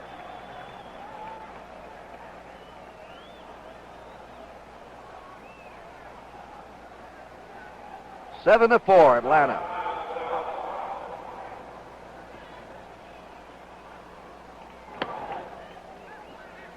One and 0 to Bill Russell.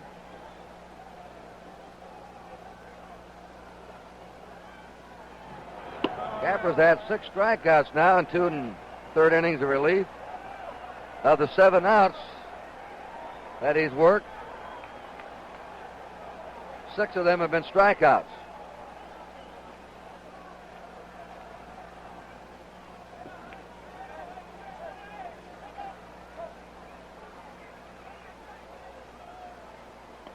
Looks like Manny Mota on deck.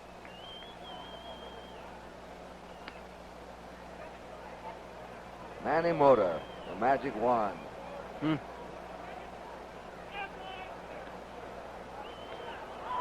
36, 37. He hangs in there with that bat, Joe. He can get that bat on the ball.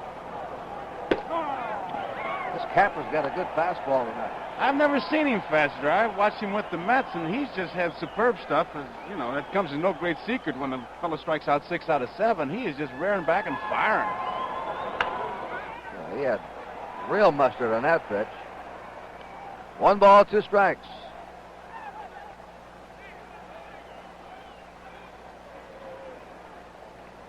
One out, nobody on. The Dodgers' last shot in the 9th inning. Ron Reed was lifted with the lead. Capper came on. Here's a ground ball stroke to third. Darrell Evans scoops it, just the way his mother, a professional softball player, taught him. She must have taught him how to bat, too. He 44 homers last year. His aunt was a pro softball player, too. He's making a little more money than they did. They each made $25 a game. Manny Mota batting. Manny's hit over 300 5 years in a row. 7 out of the last 8. So it's 2 down. Capper trying to nail down this final out. Go on in and join Hank Aaron in the clubhouse. Or they'll close the doors and for 10 minutes talk it over. There's a fly ball to right field. Racing forward is Baker. He grabs it. The ball game is over. Dusty Baker hauled it in. Well, the Braves have won their opening home game of the season.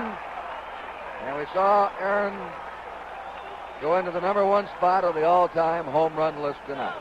We'll be back to talk more about that. We say we might be able to get Hank on with us. We don't know, but we'll be back right after this message. To some people, the idea of owning a Yamaha might come as a surprise. But the real surprise is in finding out how easy and how much fun it is to ride.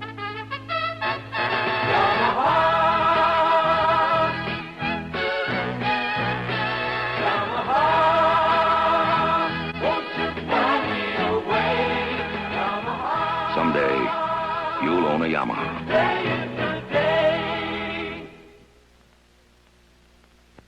Life is remembering, being a friend, it's an arm around you when you cry. Life is walking down a country road, drinking Coke when you're dry. Life is a baby's laugh, it's being one half of a love that will make you whole. It's sitting and talking, drinking Coke, planning how to reach your goal. It's the real thing, like Coke is, it's the real thing, Coca-Cola.